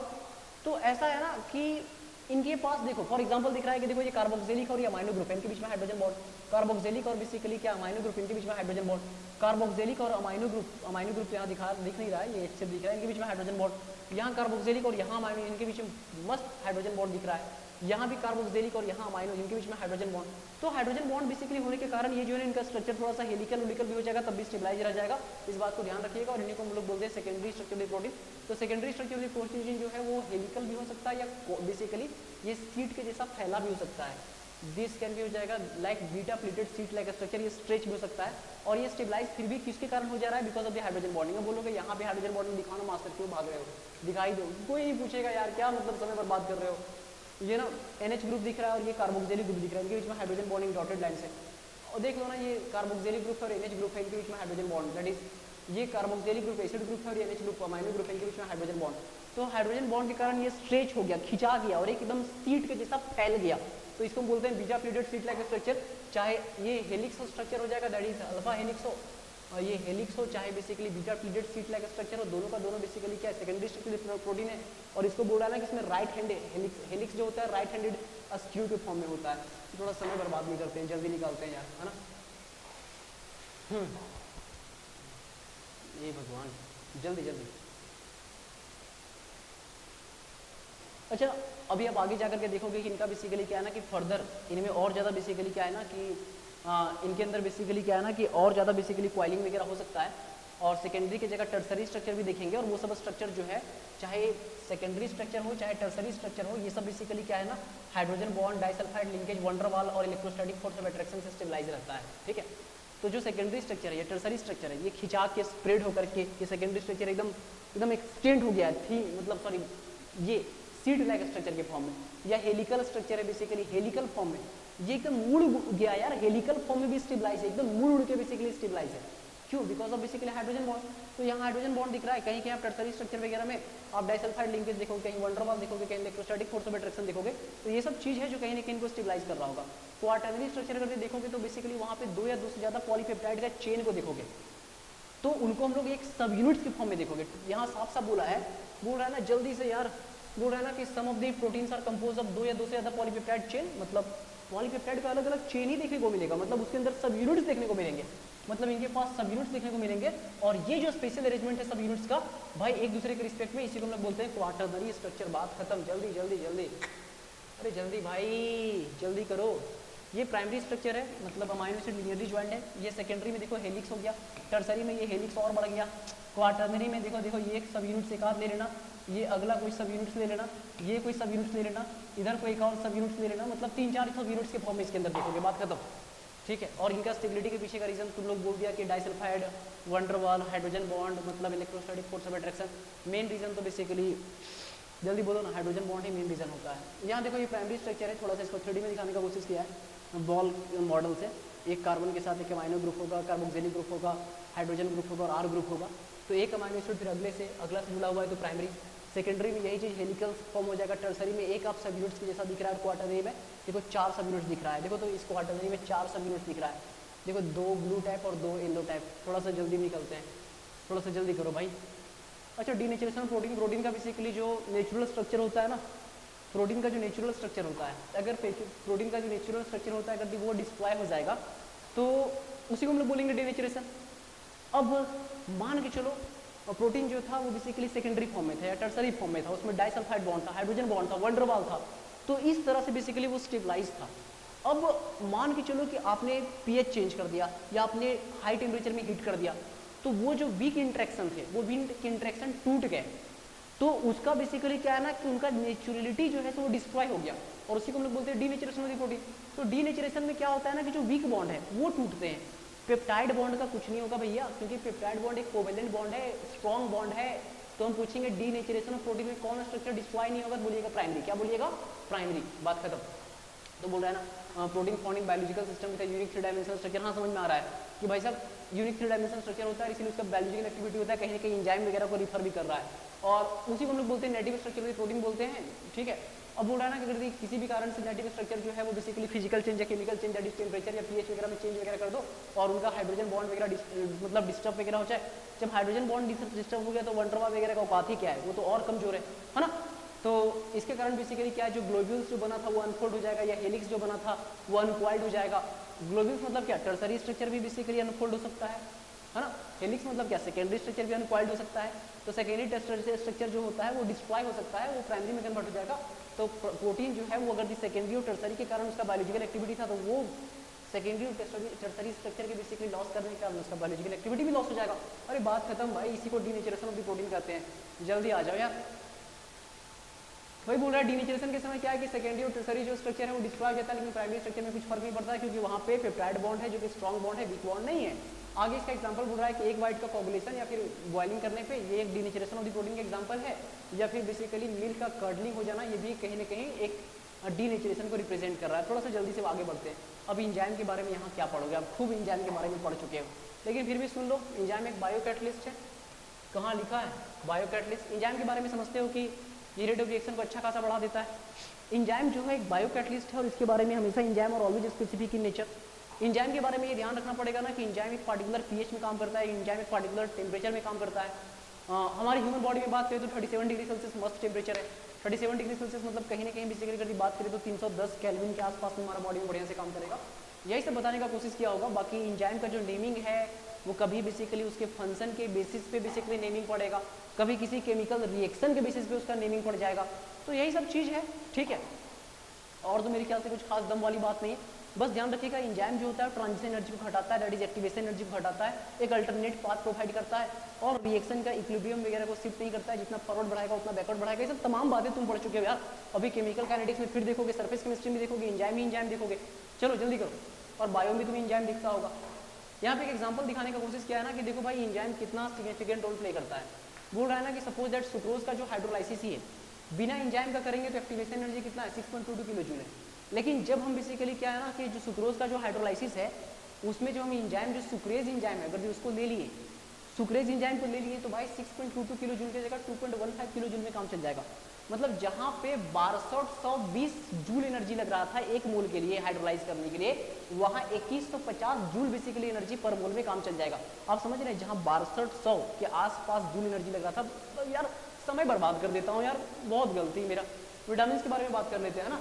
विटामिन मतलब वाइटल अमीन्स, मतलब बहुत ही इंपॉर्टेंट अमीन्स हम सोचते थे, लेकिन ऐसा नहीं कि सारे के सारे विटामिन में बेसिकली क्या है ना अमाइनो एसिड ही पाया जाता है। तो जो विटामिन पे पहले हम लोग समझते थे कि इसमें वाइटल अमीन्स बहुत इंपॉर्टेंट अमाइन ग्रुप होता है, लेकिन बाद में पता चला कि ऐसा है नहीं। तो अब हम लोग इसको क्या बोलते हैं कि भाई साहब एक ऑर्गेनिक कंपाउंड है जो हमारे डाइट में थोड़ा बहुत मात्रा में चाहिए और अच्छा खासा इसका बायोलॉजिकल बेसिकली फंक्शन वगैरह होता है, कहीं ना कहीं नॉर्मल जो मेंटेनेंस वगैरह प्रक्रिया होता है इसमें अच्छा खासा रोल प्ले करता है हेल्थ वगैरह में, और कहीं ना कहीं डिजीज वगैरह से प्रिवेंट करने का काम करता है। और विटामिन में बेसिकली क्या है ना कि इसको हम अलग अलग अल्फाबेट से मतलब रिप्रेजेंट करते हैं, ए बी सी डी वगैरह, और इनको बोल रहा है ना कि कुछ को तो हम लोग बेसिकली फर्दर सब ग्रुप्स में करते हैं, बी का B1 B2 B6 B12 वगैरह, बी कॉम्प्लेक्स वगैरह। इनफैक्ट एक्सेस ऑफ विटामिन जो है ना वो हार्मफुल है आपके बॉडी के लिए। एक्सेस ऑफ विटामिन हार्मफुल हो जाएगा, विटामिन पील वगैरह को बिना डॉक्टर के एडवाइस से रगड़ के खाना होना नहीं चाहिए, ठीक है। तो वही बोल रहा है ना कि विटामिन शब्द जो है वाइटल प्लस अमीन से बना था, क्योंकि शुरू में लगता था कि इसमें अमाइनो ग्रुप है, लेकिन बाद में पता चला कि बहुत सारे विटामिन में अल्डिहाइड है, किसी में और फंक्शनल ग्रुप है, विटामिन तो सब में है, सॉरी अमाइनो ग्रुप तो सब में है ही नहीं, किसी में एसिड है एज अ फंक्शनल ग्रुप, अभी देखोगे स्कॉर्बिक एसिड वगैरह, रेटिनल वगैरह में देखोगे अल्डिहाइड वगैरह है। तो देखा गया कि भाई साहब ऐसा तो है ही नहीं कि सब में अमाइनो ग्रुप ही है। तो बाद में क्या है ना इसी बात को समझते हुए डिसीजन लिया गया, चलो ठीक है नाम तो फेमस हो गया है, अब नाम तो बदनाम हो ही चुका है, वाइटल अमीन, एक काम करो ई इसका हटा दो और अब सिर्फ विटामिन बोलो।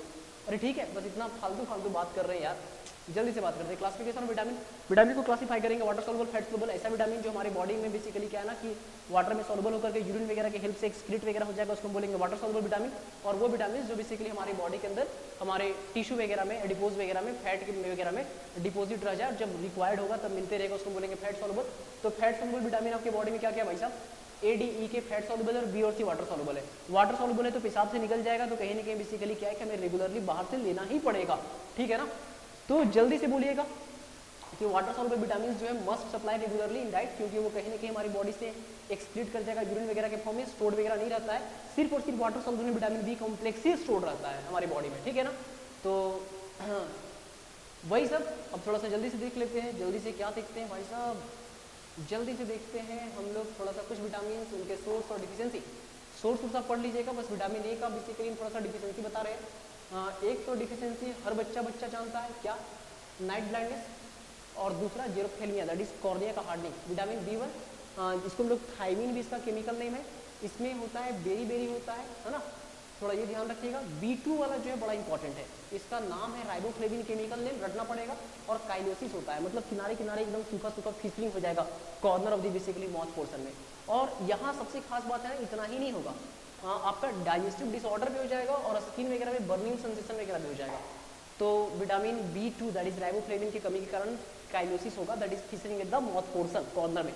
B6 जो है दैट इज पैराडॉक्सिन है, इसमें कन्वर्जन होगा, कन्वर्जन मतलब ऐठन होना स्टार्ट हो जाएगा, है ना, B6 की कमी के कारण, जिसका केमिकल नेम पैराडॉक्सिन भी है, कन्वर्जन। तो थोड़ा सा मैच द फॉलोइंग में एग्जामिनर पूछ सकता है B1, तो आप उसको मैच कीजिएगा, थायमिन से B2, राइबोफ्लेविन B6, पैराडॉक्सिन याद रखना पड़ेगा। बी कॉम्प्लेक्स जो है यहाँ परनियस एनीमिया और साथ में बेसिकली RBC का साथ में कुछ नहीं, बस परनियस एनीमिया ध्यान रखना है। परनियस एनीमिया को बताने का कोशिश कर रहा है कि RBC का डिफिशियंसी हो जाता है हीमोग्लोबिन में। बाकी विटामिन C का केमिकल नेम स्कॉर्बिक एसिड भी है, और अस्कर भी बच्चा जानता है भाई। विटामिन डी में हर बच्चा को पता है रिकेट्स, दूसरा ध्यान रखिएगा ऑस्टियोमेलेसिया, ये भी ध्यान रखिएगा ऑस्टियोमेलेसिया है, ऑस्टियो मतलब बोन वाली बात है, तो विटामिन डी ही वाला बात होगा, सॉफ्ट बोन हो जाएगा और ज्वाइंट वगैरह में पेन होगा, है ना। विटामिन ई में खास बात हम बताना चाहते थे, क्योंकि विटामिन ई में जो है ना वो थोड़ा सा इंक्रीज जो फ्रेजिलिटी हो जाता है आरबीसी का और मस्कुलर में वीकनेस हो जाता है, ये जरूर ध्यान रखिएगा भाई साहब। आरबीसी बड़ा फ्रेजाइल हो जाता है ना। और विटामिन के तो क्लॉटिंग ऑफ ब्लड वगैरह को जो है वो तो आप जानते ही जानते हैं, ठीक है। वो क्लॉटिंग को बेसिकली क्या है ना, क्लॉटिंग टाइम बढ़ जाएगा अगर विटामिन के का कमी हो जाएगा तो। सोर्सेस आपको आपके ऊपर छोड़ दिए, थोड़ा थोड़ा सोर्सेस तो पढ़ ही सकते हो, अब इतना कर लो भाई।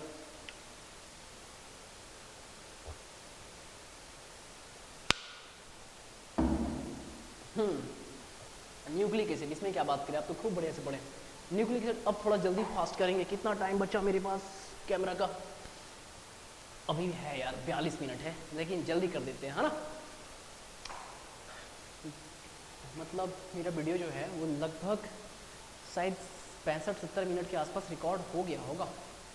70 मिनट तो हो गया होगा यार, नहीं 70 से ज़्यादा हो गया होगा, 80 या 90 मिनट हो गया होगा।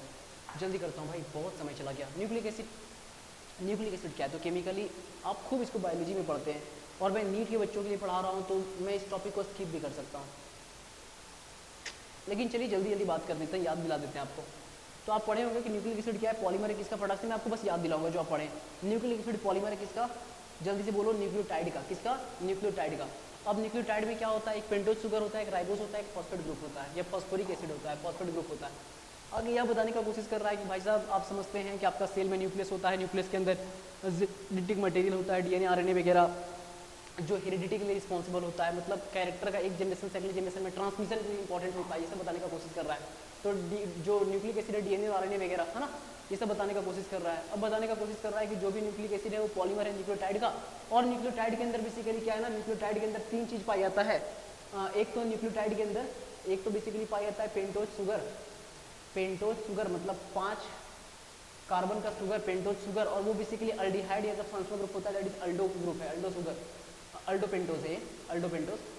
और इसमें एक बेसिकली नाइट्रोजनस बेस होता है और कहीं ना कहीं एक फॉस्फेट ग्रुप या फॉस्फोरिक ग्रुप होता है, फॉस्फेट ग्रुप। तो सबसे पहले तो पेंटोज शुगर आपको दिखाने की कोशिश किया है। 5 मेंबर बेसिकली रिंग है, 5 कार्बन है, लेकिन 5th कार्बन रिंग के बाहर है। रिंग 5 मेंबर है, उसमें एक ऑक्सीजन है, रिंग के अंदर हेट्रोसाइक्लिक है। तो ये फर्स्ट कार्बन हो गया, सेकंड कार्बन हो गया, third carbon, fourth carbon, fifth carbon. ये first carbon aldehyde group as a functional group था। अब क्या है ना कि सेकंड पे यहाँ पे सेकंड पे OH हाइड्रोक्सी ग्रुप है, जिसको हम बोले राइबोज। बाकी बीटा, अब देखो बोलोगे बीटा कैसे बोले भाई साहब, बीटा तो बोलेंगे ना, बीटा बेसिकली इसलिए बोले क्योंकि सेकंड पे OH जो है ना वो नीचे की तरफ, नहीं नीचे की तरफ तो अल्फा हो जाएगा ना। फर्स्ट कार्बन यहाँ पे एरोमेरिक कार्बन होगा। अब बोलो कैसे आप पहचान कैसे? अरे देखो ना, ऑक्सीजन लिंकेज के तौर पे कितने भैया, C4C1 में लिंकेज है। अरे बोलो बॉस, राइबोज में C1 और C4 के बीच में ऑक्सीजन का लिंकेज है, C4 और C1 के बीच में ऑक्सीजन है। फर्स्ट कार्बन बेसिकली यहाँ पे एरोमेरिक कार्बन होगा, क्योंकि फर्स्ट कार्बन पे OH का पोजीशन जो है ना। अगर यदि बेसिकली अल्फा रहता तो नीचे रहता, और बीटा है तो ऊपर है। देखो यहाँ भी ऊपर, यहाँ भी ऊपर है, बीटा है, ये बीटा डीराइबोज है और ये बीटा डीऑक्सी राइबोज है। डीऑक्सी बोले मतलब क्या? सेकंड पोजीशन पे ऑक्सीजन हटा दो, दैट इज डीऑक्सी, बस खत्म। राइबोज में तुम पढ़े हो, याद दिला रहे हो, बस थोड़ा जल्दी आगे करते हैं। आगे यहाँ पे नाइट्रोजनस बेस बात कर लिए डीएनए आरएनए में, है ना। आप लोगों ने बोला कि सर आरएनए में ये तो हो जाएगा बेसिकली राइबोज वाला, डीएनए में डीऑक्सी राइबोज वाला, है ना। सेकंड पोजीशन पे डीऑक्सी ग्रुप है। उसके बाद जल्दी से बात करो नाइट्रोजनस बेस। भैया नाइट्रोजनस बेस 2 तरह का होता है, एक तो प्यूरिन और दूसरा पिरीमिडिन।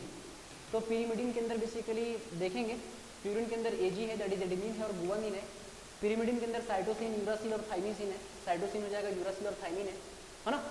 अब प्यूरिन को आप देखिएगा तो 9 मेंबर रिंग है, देख लीजिए 9 मेंबर रिंग है, देख लो भाई, देख लो, गिन लो, 1 2 3 4 5 6 7 8 9, 1 2 3 4 5 6 7 8 9, देख लो 9 मेंबर रिंग है।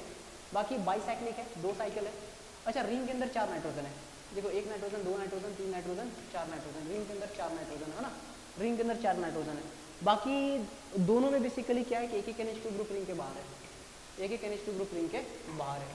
मतलब इतना तो नहीं पूछेगा यार कि 9 मेंबर है, बाईसाइक्लिक है, रिंग के बाहर 2 NH2 ग्रुप है, इतना तो नहीं पूछेगा, लेकिन ध्यान रख सकते हो, ठीक है। बाकी जो पिरीमिडिन है वो बाईसाइक्लिक नहीं, मोनोसाइक्लिक है, सिंगल साइकिल है, 6 मेंबर रिंग है। रिंग के अंदर 2 नाइट्रोजन है, यहाँ पे देखो, रिंग के अंदर 2 नाइट्रोजन, रिंग के अंदर 2 नाइट्रोजन, रिंग के अंदर 2 नाइट्रोजन, ठीक है। और रिंग के बाहर बेसिकली सिर्फ और सिर्फ अमाइनो ग्रुप इसमें साइटोसिन में। ध्यान रखना होगा तो रख लेना, नहीं रखना होगा तो छोड़ देना। अच्छा, ये यूरासिल आप देख रहे हो और थाइमिन देखो, करीब करीब सेम दिखेगा, बस बेसिकली क्या है कि 5th पोजीशन पे, कौन से पोजीशन पे भाई साहब?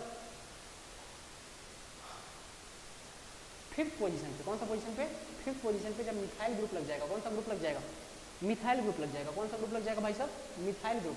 तो जब फिफ्थ पोजीशन पे मिथाइल ग्रुप लग जाएगा ना तो हम बोलेंगे 5 मिथाइल यूरासिल, 5 मिथाइल, देखो यूरासिल ही बस 5 पोजीशन पे मिथाइल ग्रुप लग गया तो 5 मिथाइल यूरासिल जो है वो थाइमिन है और कुछ नहीं। अच्छा डीएनए में बेसिकली क्या है ना, डीएनए में यूरासिल नहीं पाया जाता है, डीएनए में ऐसा है ना कि यूरासिल नहीं पाया जाता है, डीएनए में यूरासिल नहीं पाया जाता है और आरएनए में बेसिकली थाइमिन नहीं पाया जाता है, बात खत्म। अच्छा इनके स्ट्रक्चर को देखें ना तो जो पेंटोज शुगर था उसके फर्स्ट पोजीशन पे नाइट्रोजनस बेस जुड़ता है तो इसको हम लोग न्यूक्लियोसाइड कहते हैं, न्यूक्लियोसाइड कह देते हैं। Pentose sugar plus nitrogenous base nucleoside हो गया। अब न्यूक्लियोसाइड था दैट इज नाइट्रोजनस बेस जुड़ा हुआ था और फिफ्थ फॉस्फोरिक ग्रुप भी जुड़ गया तो इसको हम न्यूक्लियोटाइड बोल देंगे भाई साहब, न्यूक्लियोटाइड बोल देंगे, न्यूक्लियोटाइड बोल देंगे। नाइट्रोजनस बेस जुड़ा हुआ था दैट इज न्यूक्लियोसाइड था, फिफ्थ फॉस्फोरिक ग्रुप भी जुड़ गया तो न्यूक्लियोटाइड हो गया। मुझे लगता है इसमें कोई खास समस्या वाली बात नहीं। अब इसके बाद बाद बाद बाद बाद क्या है ना, बाद ऐसा है दैट फिफ्थ पे basically carbon oxygen phosphorus linkage है, कार्बन ऑक्सीजन फॉस्फोरस लिंकेज है तो इसको हम लोग बोलते हैं phosphoester bond, phosphoester bond, phosphoester linkage है that is phosphoester bond है फिफ्थ पे। फिफ्थ पे देखो carbon oxygen phosphorus that is phosphoester bond है, फॉस्फो ईस्टर बॉन्ड है फिफ्थ पे, फिफ्थ पे फॉस्फो ईस्टर बॉन्ड है ना। ये जो फिफ्थ पे बेसिकली फॉस्फेट ग्रुप जिस लिंकेज होता है उस लिंकेज का नाम है फॉस्फो ईस्टर। अच्छा दो न्यूक्लिक एसिड को देखो तो इस न्यूक्लिक एसिड का थर्ड वाला पे बेसिकली देखो कार्बन ऑक्सीजन फॉस्फोरस, एक फॉस्फो ईस्टर इधर हुआ और इसके फिफ्थ पे बेसिकली क्या है कार्बन ऑक्सीजन फॉस्फोरस, यहाँ एक फॉस्फो ईस्टर हुआ तो दो न्यूक्लियोटाइड जो है वो बेसिकली फॉस्फो ईस्टर और फॉस्फो ईस्टर मतलब डाइफॉस्फो ईस्टर, फॉस्फो डाइस्टर लिंकेज से जुड़ा रहता है। जैसे ये एक न्यूक्लियोटाइड है ये एक न्यूक्लियोटाइड है, दोनों बेसिकली फॉस्फो डाइस्टर लिंकेज से जुड़ा हुआ है, बात खत्म। ये जो डीएनए है आपको पता है double helix basically coiled structure, आप बहुत बढ़िया से पढ़े हो भाई साहब, ये आपको बायोलॉजी में एकदम दाना दाना पढ़े हो है ना। आपको पता है कि इसका स्ट्रक्चर वाटसन क्रिक वगैरह दिए हैं, उसके लिए उनको नोबेल प्राइज वगैरह भी मिला था।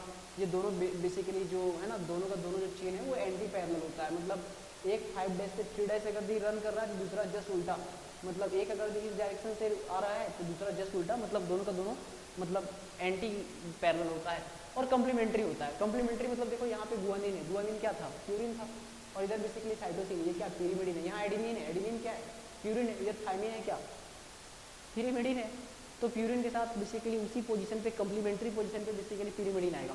अच्छा एडिनिन और थाइमिन हमेशा इनके बीच में 2 हाइड्रोजन बॉन्ड के जुड़े होंगे और गुआनिन और साइटोसिन में 3 ट्रिपल मतलब 3 हाइड्रोजन बॉन्ड होगा।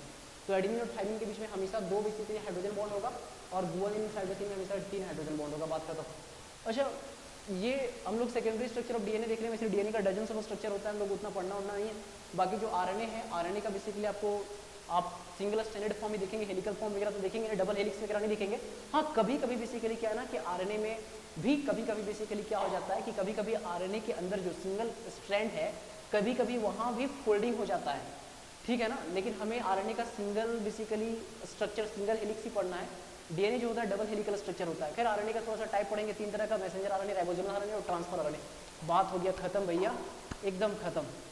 अब biological function of nucleic acid बहुत ही बढ़िया भाई साहब, आपको पता है कि आरएनए जो है वो प्रोटीन सिंथेसिस में काम करता है, डीएनए जो है वो कहीं ना कहीं जेनेटिक मटेरियल को स्टोर करने का काम करेगा। आरएनए का वैसे थोड़ा बहुत कैटालाइटिक रोल वगैरह भी होता है ना, और ये प्रोटीन वगैरह को इनकोड करने का काम कर रहा है। आरएनए जो मॉलिक्यूल सेल वगैरह में जो होता है ना वो message for the synthesis of basically particular protein वगैरह दैट इज प्रोटीन सिंथेसिस वगैरह में। डीएनए भी सेल्फ डुप्लीकेट वगैरह कर सकता है सेल डिवीजन वगैरह का टाइम, और डॉटर सेल वगैरह में ट्रांसफर वगैरह होता है, इसे बताने की कोशिश कर रहा है। मतलब डीएनए के पास सेल्फ डिवीजन वगैरह का कैपेसिटी, इसमें कौन खास दम वाली बात हो गई, तो सबको पता है। और कुछ तो है नहीं। अब थोड़ा सा हार्मोन्स वगैरह देख लीजिएगा, हार्मोन्स वगैरह थोड़ा बढ़िया से देख लीजिएगा। आप हार्मोन्स वगैरह बायोलॉजी में खूब पढ़ते हैं, ठीक है, आपको बढ़िया से पता है कि हार्मोन्स सारे इंटरसेलुलर हो जाएगा, messenger which are producing trace amount है, नॉन न्यूट्रिएंट केमिकल मैसेंजर है, नॉन न्यूट्रिएंट है, न्यूट्रिएंट वगैरह होता नहीं। आप बहुत बढ़िया से हार्मोन्स वगैरह के बारे में जानते हैं कि एंडोक्राइन ग्लैंड अपनी सिक्रेशन को डायरेक्टली बेसिकली पोर कर देता है ब्लड स्ट्रीम वगैरह में।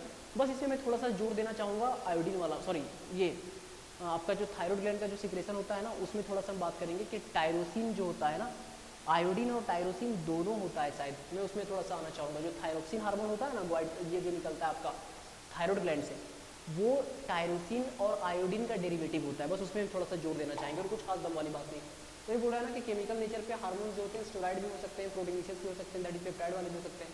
तो स्टेरॉइड हार्मोन का एग्जांपल एस्ट्रोजन और एंड्रोजन दैट इज टेस्टोस्टेरोन वगैरह बताने का कोशिश कर रहा है। कुछ पेप्टाइड्स वगैरह भी जो होते हैं वो हार्मोन्स के तौर पे होते हैं, दैट इज उनका केमिकल नेचर कुछ हार्मोन्स का पेप्टाइड होता है, दैट इज इंसुलिन वगैरह हो गया, इंडोर्फिन्स वगैरह हो गया, ठीक है ना।